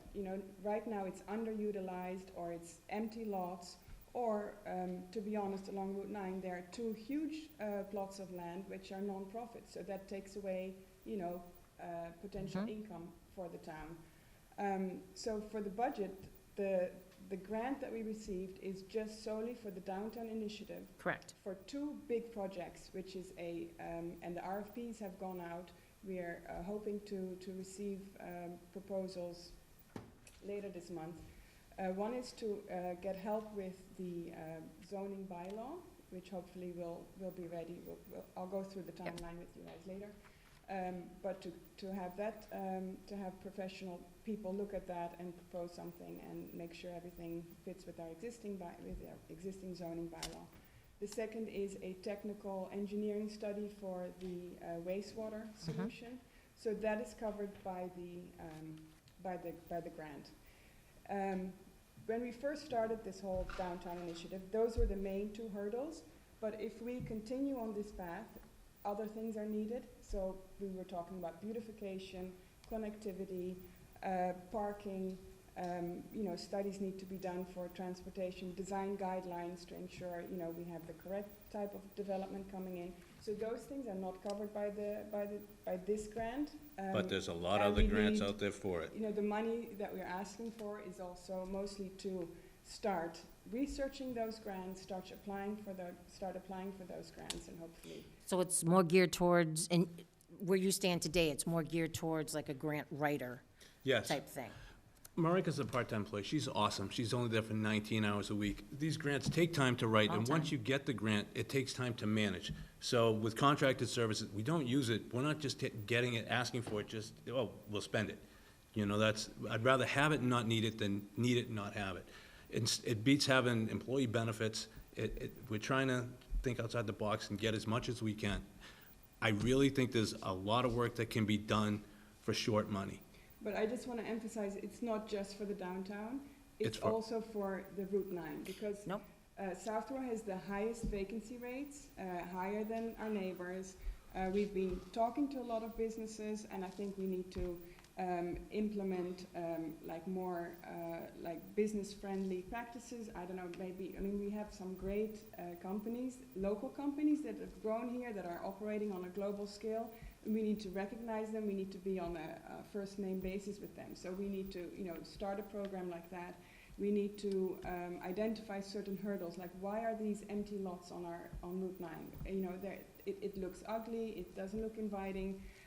How do we ensure that people want to come in and develop it or redevelop it? So what are the bottlenecks? How can we make this whole permitting process more smoothly? What are our neighbors doing? A follow-up to one of the things you said, Yeah, and if you don't have the information off the top of your head, that's fine, but the $50,000 grant, yeah. the proposal for that was put together by Claire Reynolds, correct? Yeah, a How much contract. did that cost? I think 1,000 probably. So about I'm $1,000 guessing, was spent, and the return was about $50,000. Yes, and then there's still a little bit, she's managing it, so it's still Some ongoing additional monies costs. are being Yeah. spent, but that's the sort of thing you're looking for? Yes. It's almost like seed money to Yes. get grants from the state? Yes, exactly. Okay. Yeah, Mr. you have Purple? to invest a little bit of money to get, We've got Of meetings, course. Get more we're money. setting up meetings with the powers that be in Westboro, Shrewsbury, Northborough, to find out how they're organized to get these businesses in, whether it be through TIFs, whether it be through incentives, whether it be, not exactly sure. I know that the assistant town administrator from Shrewsbury is their EDC coordinator, I believe, and she had gotten grant money that they actually, I went to one of the MRC meetings, and she had gotten grant money to do a study on this land that was going for sale. The town actually bought the land, figured out what kind of business they wanted to go in there, got grant money to do all this study so somebody could come in, shovels in the ground, and have the type of business they wanted in there. We need to do stuff like that. We It's need to helpful start if you thinking. have the lieutenant governor from your hometown, too. That's not bad, absolutely. Can I add one piece to that? Jump in. I agree with a lot of what you're saying. I mean, I think there's clearly money out there. I was at the MMA convention not long ago, and some of the transportation stuff, there's a lot of state money for the last mile stuff. I guess my point is, I agree 100% that grant writer is short money. I've made that point here before. I think that we ought to take this 10,000 and put a little bit more with it and hire a part-time grant writer that works for the EDC as well as some other organizations in town. DPW, I think there's money out there for DPW projects, sidewalks and so forth. I think Youth and Family Services is another good example. Recreation is another one where there's a lot of money out there that I think we can generate a huge return on if we do it in a targeted, organized, managed way. And it seems to me this is a function that's more of a wider function than just the EDC. So I think that I'm happy to spend the 10 grand or more, but I would rather have it work for additional organizations versus just EDC. I think you'd need that for townwide. If you're gonna do it as I'd look at it as a full-time employee. Oh, eventually, That's an but- employee that would be well worth it. in the long Eventually, run. but short term, I think part-time is a good way to get But I into it. mean, just to be clear, the $10,000 is partly to do research, grant research, write it, but if not, if we need to do a study on Route 9. Yeah, exactly. And try to find out, like, what is the best way to create last Yep. mile, then we need some money to. That might not be invest in grant. that too. As well. Mr. Glenn? So, I'd say at least half of it could be used besides grant money. so I think it's a great idea. I mean, you know, you're volunteers, you have one very dedicated part-time employee, the rest are all volunteers, you know, and we need to spend some money to make some money, as evidenced by what was done with the $50,000 grant. You know, this 10,000 would partially be towards searching for other grants, as well as towards other things. I mean, your stats are right on. I mean, the vast majority of taxes are paid by the residents of the town of Southborough. That's only going to go up. When we're in front of town meeting, we have the opportunity to let our residents know that we are, our EDC, and we are thinking of ways to try to reduce that residential tax burden, and at a minimum, fill the vacancies of, you know, eyesores on Route 9 with good businesses that we would like to utilize, that our residents would like to utilize themselves. So I think, you know, this is a very low dollar amount to spend for what, you know, could be a very good return. We do need to invest in ways to promote good business to either stay in Southborough or to come to Southborough. And if I understand correctly, there's two requests that you have tonight. One is this 10,000, is that correct? You're looking Additional for 10,000. support? Well, Are you- it's the or- 10,000 that's currently in the budget. No, yes. So you're looking for Currently in the support budget for that, request. which this board has not taken a We position have yet, is already, that correct? Did. we have already voted to support. All right, I didn't know if I was, Braccio wanted Okay. to Just So have you- the discussion. have another all right, so we're just discussion having a on that. discussion, okay, all right. And the other piece that you're looking for support from us tonight is to actually be the sponsor of the mixed-use bylaw, is that correct? That's correct. Okay, yeah. and I believe we've discussed that at previous meetings. And I know that I have been a proponent of, if this thing is going to move forward on behalf of our entire town, I think it takes leadership from the Board of Selectmen. Yep, I And agree. sponsorship. All right. So anyway, that's, All right, one thing at a time. So we have the question of the budget before us first, and then I want to get into more of a discussion on the downtown initiative and the support for that. So, Ms. Braccio. Just before we close this discussion out, so my concern is, and not that I don't think a grant writer is a good idea, John. My concern is that what we took a position on prior and what advisory took a position on was a specific request for 10,000. We've asked other boards and committees to cut it down. We've since also gotten requests from other departments for grant writers. And I know I've spoken with other departments that haven't even put in a request. I think we really need to look at if grant writing is gonna benefit the town on a bigger scale for all departments, I would like to look at that as a whole instead of piece by piece. piece by Yeah. piece, right, giving it to somebody for now somebody else to say, well, you gave it to them, you didn't give it to us. I mean, if we're gonna have a grant writer, I'd like to put a plan in place, and I support a grant writer doing grants for EDC. I think that's a great idea. But I'd like to do it as a whole, and I don't know what the solution to that is. So we don't have that ability right now in this budget for this town meeting, is that correct? Nor at this meeting. No. Yeah, Because so- that is not an so- agenda item at this meeting. Yeah, so I think it's an outstanding initiative for next fiscal year to have that discussion as part of the budget of, the benefits of having a full-time grant writer on behalf of the town, or a part-time if need be. But I think your point is well taken tonight in terms of piecemeal. We have before us a committee who is looking to utilize some funds, and I think it actually can show, the success of this, which has already proven one great success on the downtown initiative with the 50,000, can build momentum to demonstrate for next year's budget the benefits of having a part-time or a full-time writer as you're suggesting. Yeah, I agree with Mr. Kalenda. I'm very supportive of we've already supported it. I'm not in favor of not supporting it. I think knock on wood, you guys will continue to generate grants from this sort of work. And I agree that it's good looking forward, maybe doing it elsewhere, because we've seen it can be successful, but I don't want to take it away from them because others aren't involved in it now. It may not just be grant, it might be studies that we need for where the traffic bottlenecks are, different things as well, so. So do Understood. we need to take a motion? Is there a request to So there's no. motion? No there's motion. No motion on Oh, the table. it's a in front of discussion, us okay. right now. If I could just add one final piece, and then I'll stop. So my concern is we had, and this is no slight on anybody, but EDC came forward with a request to the finance team for very specific guidelines of why they needed an increase.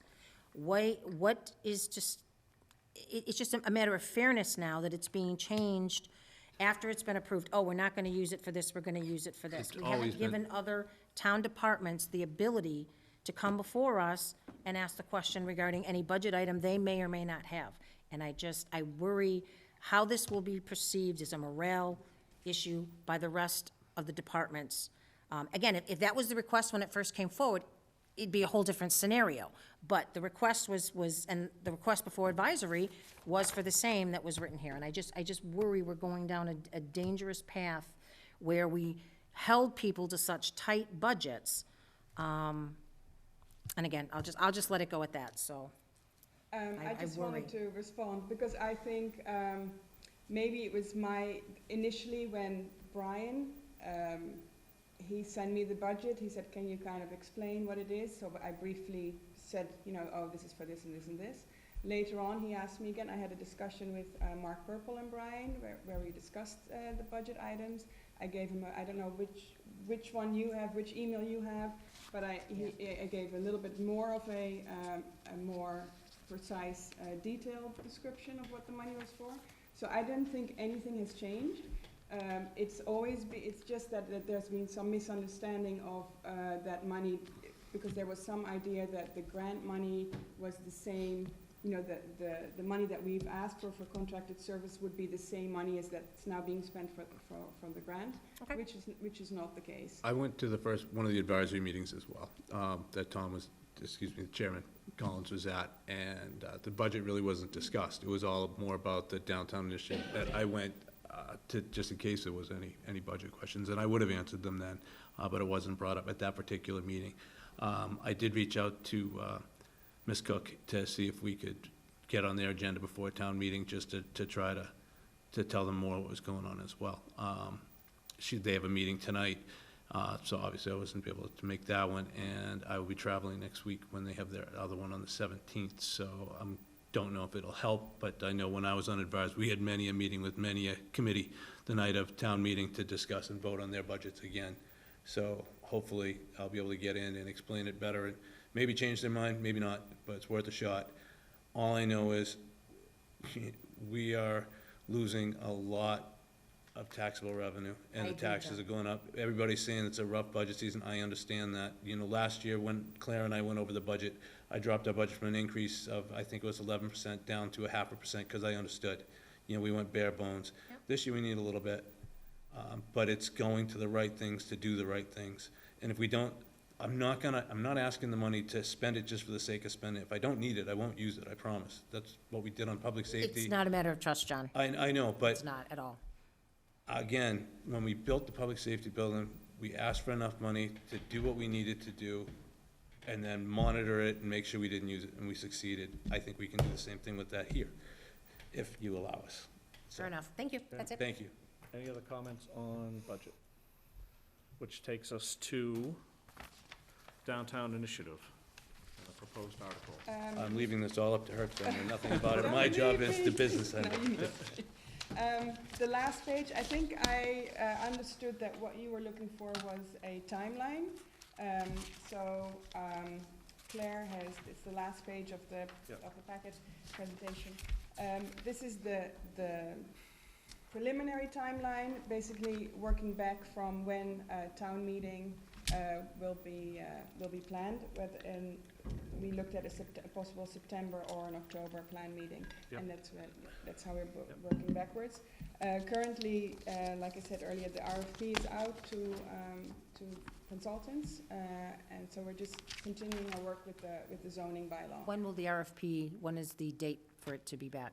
I believe it's, but I'll have to double check, but I think it's the 27th of March. Okay, perfect. Yeah, Thank you. End of this month. So, That's thank you very much for putting the schedule together. Yep. And I think what it highlights to me anyways, is that, while we can sit here now in March and say, oh, well, town meeting won't be until the fall, when you do the math backwards, It comes real Quick. fast. it comes quick. Agreed. And we need to, and I would say, even if it is in October, I'd push for your September presumed start dates, Yeah. just to keep the ball moving, keep the momentum going. I would, once you get the RFPs in and choose a consultant, I would love to have a joint meeting with EDC and the consultant, before we get too far down the path of developing something that our board hasn't seen yet. I think that, the more that we can all collaborate on ideas that we would like to see in a proposed bylaw, the better. Yeah, Planning board as well. Absolutely. yeah, Yep. it'd be great if we can have a joint meeting with all Yep. stakeholders. Yep. Yep. And also the other thing, this is a kind of a timeline. If it would be, we plan to pass this along to planning board and Board of Selectmen to make sure everyone's on board with this, and that we kind of cover, Yep. unlike the last time, that Right. we have the right procedure of Right, doing things. right. Yeah. And so I think that initial meeting, and then, having a good discussion on what the next steps are, just so we're not, like the last time, Yeah.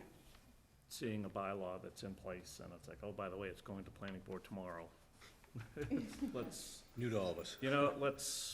let's work together on this. I think that doing something with the downtown is a priority Agreed. of everybody. Yep. Yep. So let's work together Unanimous on and that. make it happen. That's my, so personally, I'm all in favor of having our board be the sponsor for the article. Agreed. Is that a Let's motion? Yes. Let's just work cooperatively to make sure that which is developed is something that everybody's on board with, and Is that a motion, Mr. Chair? yes, it is. Second. Any other discussion? No. Ooh, all those in favor? Aye. Aye. I have a question. Well done. So, does that mean you're Wait a supporting our minute. budget or not supporting our budget at town Change. meeting? It didn't Budget change. not support. It Just a discussion. It didn't change. There was no, Thank you. Just thought I'd ask. no further votes tonight on the budget.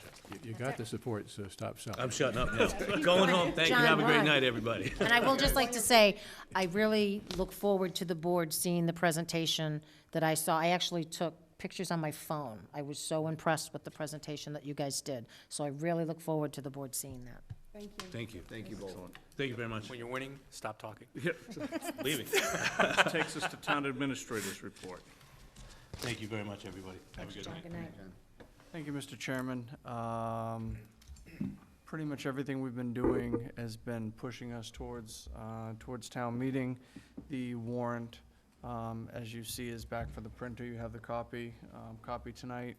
We'll have those available for town meeting. We'll make some copies of those available around town. It is up on the website. Budget book is out to the printer, should be back shortly. Town report went to the printer today. And now we're gonna begin focusing on the presentations. Just got logged out of my computer. Hang on for one moment, please. I did want to recognize our Conservation Administrator, Melissa Danza.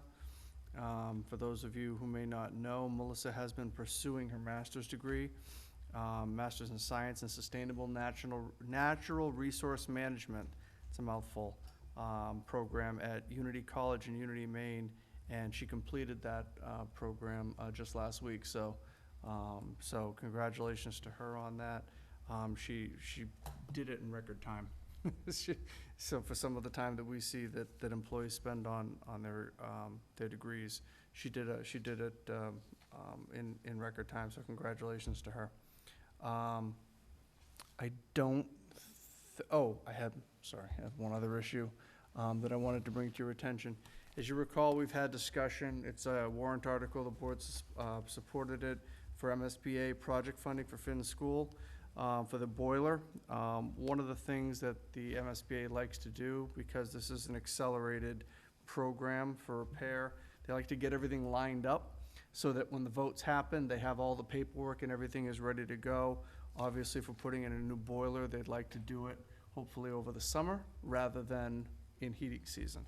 And so one of the things that they are seeking from the board is a vote to authorize the town to enter into the project funding agreement that they provide. It's a fairly boilerplate document for all grant awardees, and then to authorize the signatory to execute the document on behalf of the town, which normally would be me. It is not on the agenda this evening, but the board has previously supported this through the article, and assumably will support it at town meeting. This is something that needs to be done in the next couple of weeks. Thought if the board was willing to entertain this tonight and to approve this, make that motion, then those documents could move along. I do have some documents that town council also needs to prepare for this. Otherwise, we'll put this on the agenda for the 24th, but I'll leave it to the board for your discretion. Oh, do you need a motion for it? I Or- do. You do, okay. I'll move that we grant it. I'm fine with that. Me Second? too, me too. All those in favor? Aye. Aye. Aye. Passes unanimously. Thank you. That is all that I have tonight. One other item, assuming we're meeting, the town meeting holds for the 28th. I know that's is up in the air as anything right now. We do have a room booked at Trotter, room 190, which is right off the atrium area, the outside area, outside the hall, for 11:30 on the 28th. And as we get closer, if there is items that we have still to do, then we will put those on the agenda. But we do have that as a hold at this point. So that's all I have. Very good, thank you. Chair's report, I'm going to steal a little bit of Mr. Stiver's thunder, I think. I didn't realize I had any thunder. Two policies that are included in the packet with respect to traffic safety measures, those two articles, and adoption of the Mass General Law articles. I recall from discussions as our board first acted on those that we would anticipate questions potentially coming up about what steps our board would take to enforce the provisions of those Mass General laws, should town meeting approve that. And also knowing that the advisory committee is actually opposed to one of the two articles, I thought that it would be a good idea to at least take a first stab at a proposed policy that our board might implement, just so in case those questions do come up at town meeting, then those, we could be prepared to address a potential procedure that we would follow to implement those. And to that end, I reached out to Mr. Stivers and asked him to prepare the drafts. I'm not looking for the board to take action on those tonight. What I'm hoping is that we can take a look at them, over the next week or so. If anyone has comments, suggestions, if you could funnel those through Mr. Purple. And again, not that I would want to take action on a final policy when we haven't even been authorized yet to enact and implement those mass general laws.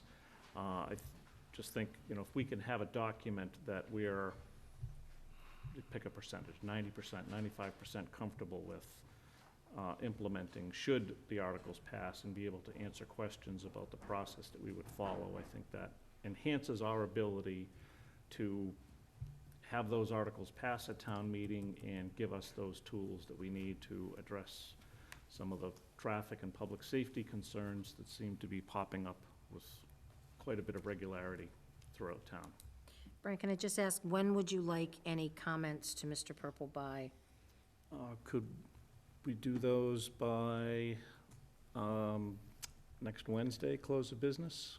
So they, The 18th? so they could be ready for inclusion 24th. in the packet for the meeting on the 24th? Okay.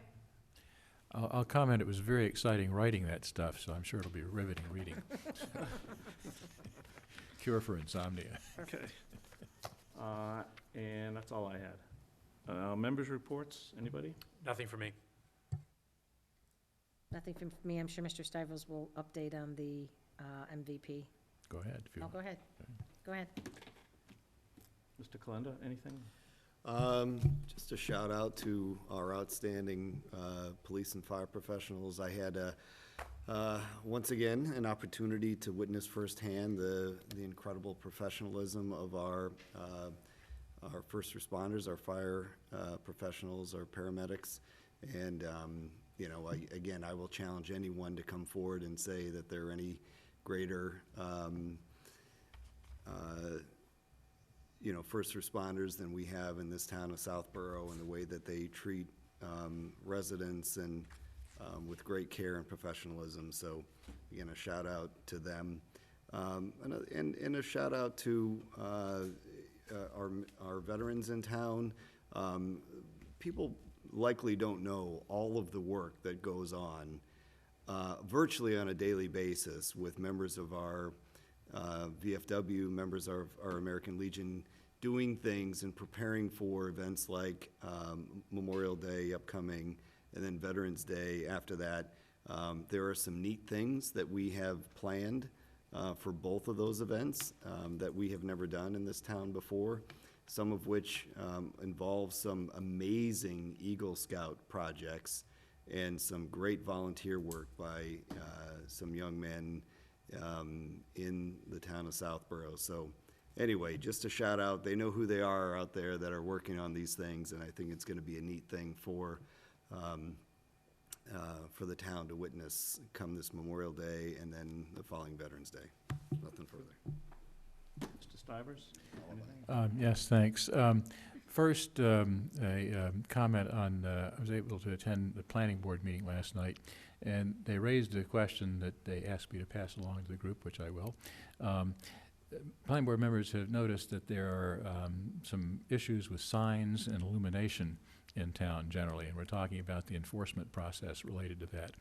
And not quite tongue-in-cheek, they suggested that given that this has been a light winter in terms of snow plowing, maybe there's extra funds in the snow and ice budget at this point, and it would be interesting to use some of that money or other money to contract for a quick assessment of compliance with the sign bylaws in town to generate enforcement activity. I ran into Mr. Morris at the transfer station over the weekend, Aha, who also commented on the money that we're swimming in, yes, left Snow and over ice. from snow and ice, and wants to use it to plant trees. yes, So it's So, amazing a lot- the uses a that lot, exactly, many Morris opportunities. has come up with for I- our abundance of left cash. Excess funds. Yeah. I updated them on my experience in advisory that you saw also, Mr. Shea, that there's rarely much money left over in that one because they tend to under budget and then come back for more And typically, later. when we mention it, it Yeah. does nothing but guarantee a blizzard Yeah, in 2 yeah, weeks. that's right. So when we get hit with the major snowstorm, everybody can thank Mr. Morris I- for that. Why their street isn't plowed. So anyway, I told them I would pass the message along, I'd done it. As Lisa mentioned, there was an interesting meeting yesterday. Melissa Danza and others put together a municipal vulnerability preparedness workshop. The state is pushing this hard, and a number of people from the state were there. Many department heads and others from the town were there. A very interesting process. We do have a great group, the emergency management group, Neil Espesi and others work on that to look out for a lot of the potential natural disasters and other things that we have to be ready to respond to.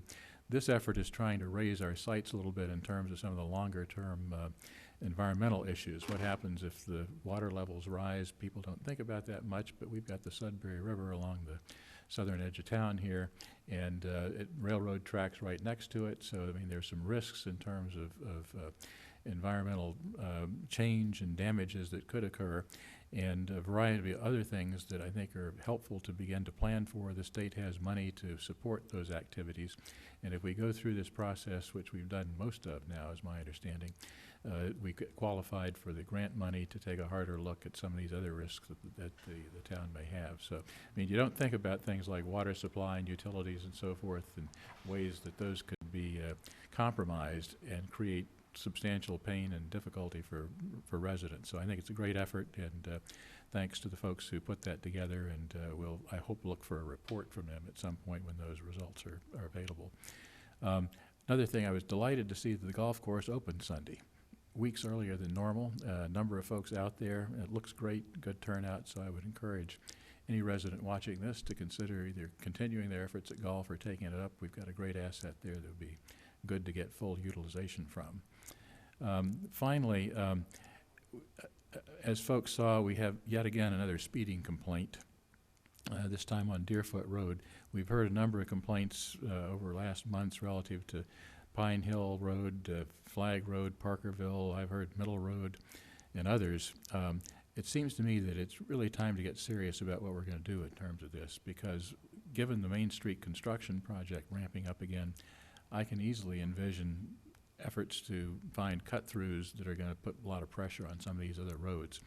And I know we've done some things on Flag and Pine Hill in terms of speed warning signs, but I think it's useful to think about ways to add some speed bumps, speed tables in some of these places to slow people down, because it certainly sounds from the reports I'm hearing that there is a real risk for people getting severely injured. And I've looked up some of the data. Turns out the difference between 20 and 30 miles an hour being hit by a vehicle is about double the chance of having serious injury, and for senior citizens it goes up by even more than that. So I think there's a real risk to not do things to control speed on some of these roadways. And I think the bylaws that are in the queue for the warrant here, a couple of them will be helpful, but there's going to take some time to get those in place. Not going to get that done before the fall, probably, after the AG reviews them. So I think short term it'd be great to think about and work with the DPW to figure out, are there things we can do to calm the traffic in some of these critical areas that are ripe for cut-through traffic. So that's my report. Thank you. Mr. Shea, if I may? Yep. I just thought of something, sorry. I'm going to commend Mr. Kalenda on something that he had brought up prior to this board, a discussion on possibly naming a ball field after Selectman Brian Schifrin, based on his dedication to the town over the years, his dedication to baseball, to coaching youth baseball. So I did have an opportunity to speak to Christine about something else, and the family would be definitely supportive and appreciative if this board so choose to do that. So this was Dan's initiative, and don't want to jump on a bandwagon, but I want Dan to be aware that this is something I personally would like to see done before the election. I think where you had spearheaded this and you brought this before the board. So I personally would like to ask that we put this discussion on the next agenda, if possible. And before the summer softball season, too. So, And I had attended a recent Recreation Commission meeting and spoke under their public comment process about this very thing as well, just wanting to make sure that there weren't conflicting things, I don't know if Recreation Commission themselves were interested in moving forward with some way to remember and honor Brian, but I just wanted to let them know of some thoughts that our board had. And from those discussions, I know our initial thought was field here in front of Woodward. The preference from Christine and others is that it be a field at Finn rather than a field up here at Woodward. Yes. So if we do move forward with this, I think that that would be the location that we would be targeting rather than Woodward as we had originally discussed. I think that's an outstanding idea. He spent a lot of time there, Coaching. you know, yeah, coaching and great, you know, I trust great memories of the time spent there, and I think it would be highly appropriate to name one of the fields. And I would like to understand from, you know, right now, we have, I believe, the main field is the Eric Green Yep. Correct. field in remembrance of Eric and when he played there. Would love to see, there's an adjacent field, I think that is the one closest to the school itself. Maybe that would be most appropriate to name in honor of Brian Schifrin. So if that's something that we could, you know, before next meeting, and if it can be an agenda item for next meeting, I personally would love that, would love to invite the family, would love to know from Recreation. I don't Yeah. believe, I'm not aware of any plans to name any other field, and maybe that would be the most appropriate one, but I'd love to know first from the family, and then second from, you know, Recreation, Yeah, if that would be okay. Actually, Recreation asked Christine Lavalde to act on behalf of Recreation in advancing this, so. Okay. Perfect. So can we try to, I don't know who would be the right person, I'm happy to try, maybe a Mr. Purple or someone else, but try to get some fidelity in, to that, so, you know, before our next meeting, so that we could, hopefully, even take this up, and as an agenda item and possibly for a vote. So just let me know what you need me to do. And Okay. happy to help facilitate that. Perfect. Okay. And Mr. again, thank you, Purple, Mr. Kalenda, for He was a good advancing man. this and bringing this Did forward. a I lot think for it's his town he loved. very, very fitting. Mr. Purple. Two quick items, both prompted by things that I heard from the other end of the table. The one thing from Mr. Stivers, yes, golf season has opened. It's very early. In all honesty, I really wish they would have waited another couple of weeks. There's a couple of finishing touches over there we're trying to get done, some of the fencing issues. Assabet has some finishing work that needs to be done on the stairs coming down off the deck. So while you are allowed to go out on the deck, you cannot exit down the stairs at this point. Couple of things, and they're fully understanding that those things will happen. I did have a quick conversation with Tim Davis today, and I said, golf is open. He said, I know. He said, I was driving up Corderville and a ball bounced across the road about 10 feet in front of my car. So I know to look out for those things now. Second thing that prompted me when Mr. Kalenda was speaking about veterans, you may or may not have noticed, out in the parking lot outside, we have a new parking sign for veterans only, in thanking veterans for their service. I cannot take credit for this. This was something that our veterans agent, Brian Stearns, brought forward.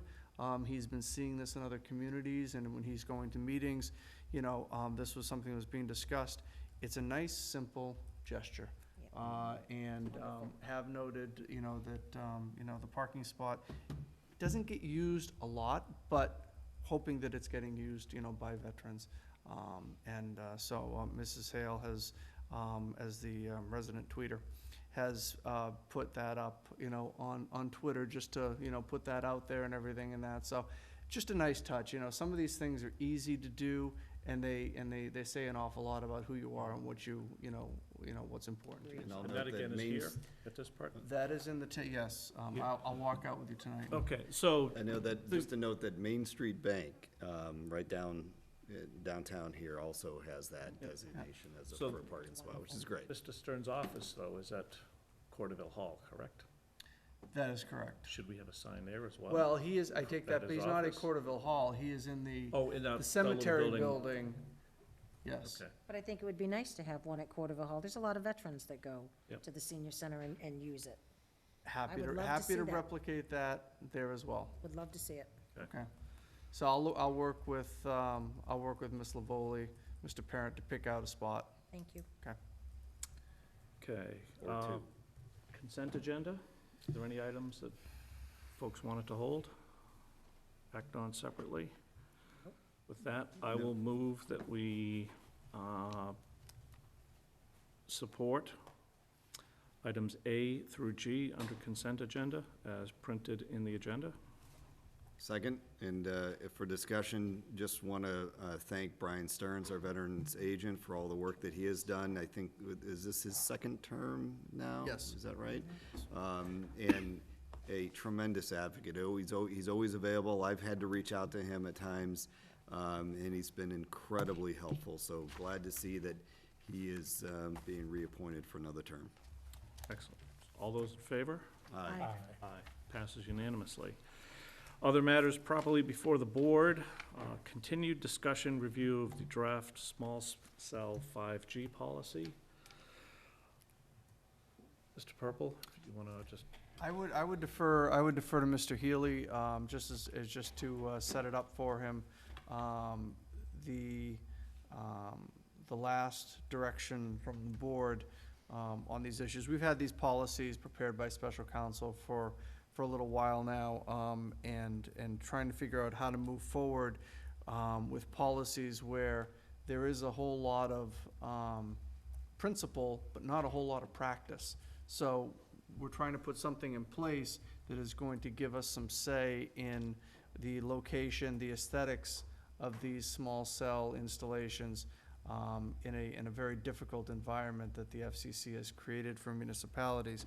But Mr. Healy and I and Ms. Hale participated in a conversation and a review with Attorney Loftman last week to review the comments. The board was requested to provide comments on the drafts, and comments were reviewed with council. And what you had in the packet is the result of those discussions. And I know that there are, I think, additional comments that people may have, but I'll turn it over to Mr. Healy. First off, I was very impressed with the two people who were on the phone with us, who were obviously very knowledgeable in this field. We walked through the comments that had been submitted by various members of the board. Virtually all of them were accepted. They were modified in a couple of minor instances, some of the comments to sort of conform with the legal requirements that were explained by the two lawyers who knew an awful lot more about 5G and small cell and the like than I did, but they were very good at explaining what the basis was. I mean, the bottom line is something that we discussed last time, and that is that the FCC has really laid the groundwork for this and is very strict about what towns can and can't do. For the most part, it is anything that it falls into a technical area that has to do with the requirements of the 5G overrides any sort of design issues that the town may have or aesthetic issues that the town may have. And their recommendation pointing out that there aren't a lot of towns. There are some cities that have grappled with this in Massachusetts. There really aren't a lot of towns. So in some respects, we're at the forefront of this. But I found their explanations for why the documents were put together the way they were, why it would be important for us to be at the forefront and to have a policy in place rather than trying to play catch-up if and when 5G carriers are at our doorstep looking to implement this. And I thought as I said, they accepted virtually all of the comments that had been made in the previous iteration, and those that they didn't accept in full, they modified them, again, to be consistent with their explanation about what FCC policy was, what it would and wouldn't allow. And one of the questions I had had to do with there are timing in there are time elements that are included in the policy, and they both pointed out that those, for the most part, there's no penalty for this board, for instance, not meeting its own time limits. But she strongly suggested having them in there because regardless of whether or not we set a clock, the FCC has set a clock for any sort of application that is submitted, and there's really nothing we can do about that. And if that clock stops running and we haven't acted, then we don't have the ability to act. So again, very impressed. I think that I took a look at the documents they sent over. They followed up from our phone conversation with additional drafting. As I said, incorporated virtually all of the comments that have been made, and those are the documents that were included in the packet. I think they're a very good policy for us to think about adopting at this point. Any other questions, comments? I do. Mr. Stivers. Interesting area. I'm on board in terms of the overall policy. I think it works fine. I guess I was disappointed. I thought the documents didn't fit together very well. They were pretty sloppily drafted, I thought, in terms of the way they used defined terms and worked together as a package in terms of the application, the guidelines, and the policy statement. And so I sent to Mark a red line that tried to fix some of those inconsistencies that I found in there.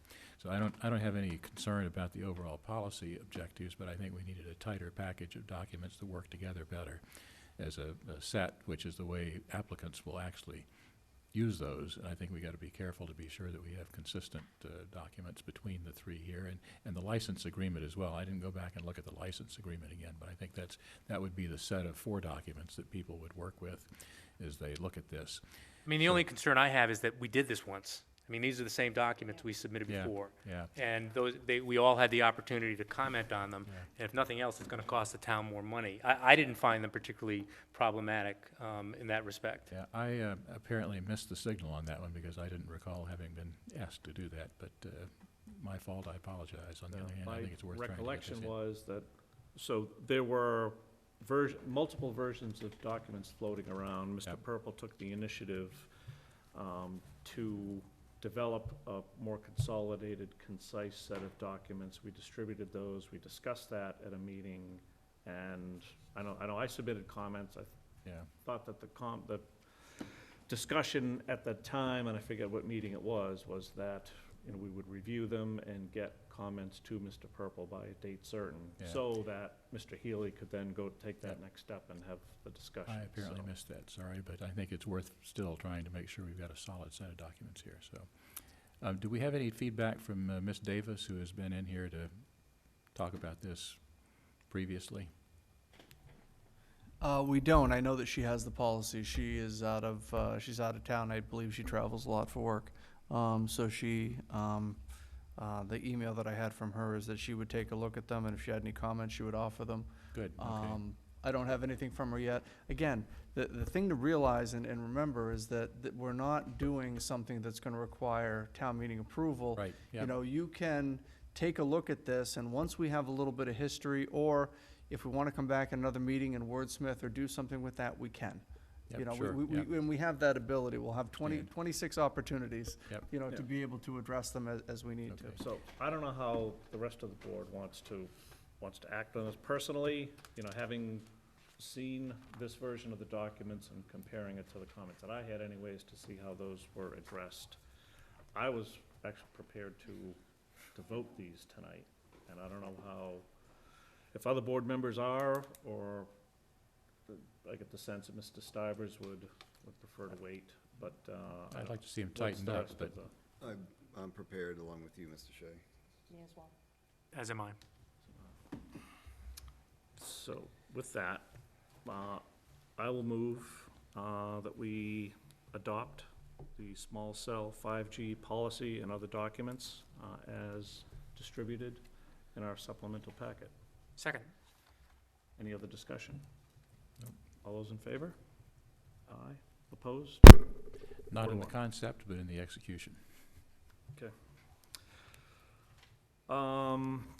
Lastly, is the process and schedule for the public safety naming of spaces. I know that there was a memo that had been prepared by the naming subcommittee from the Public Safety Building Committee. That was distributed, and I think I had requested that if members did have any questions or comments on the memo, to get those to Mr. Purple as well. I know I did offer some questions and suggestions on the process. Personally, I would love to have that committee come and meet with us and make a presentation to us.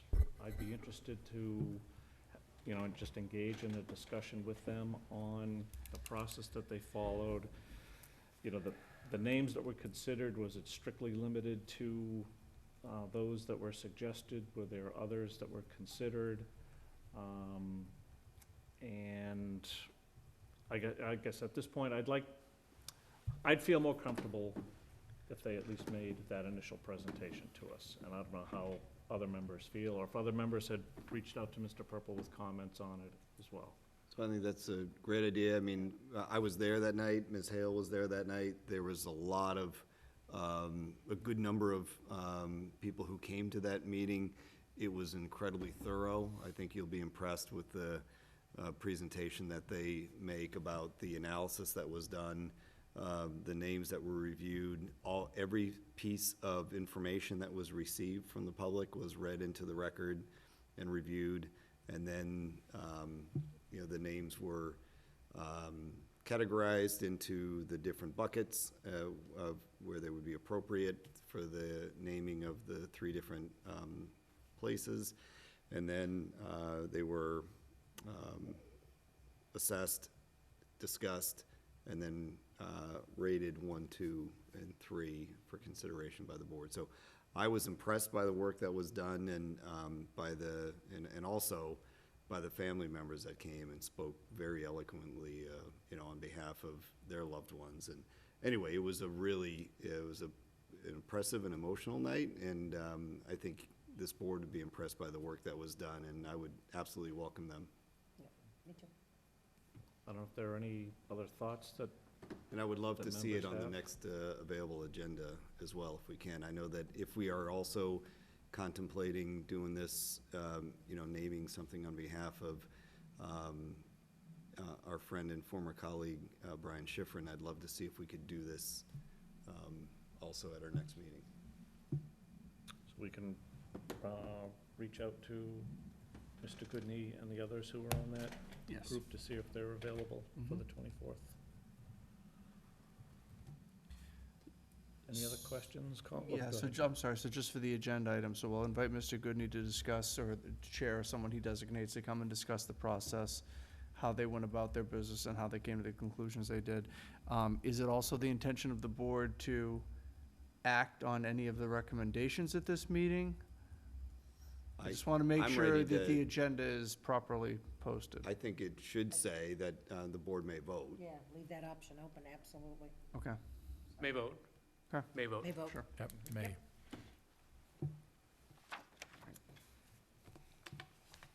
A move to adjourn. Second? All those in favor? Aye. Thank you all.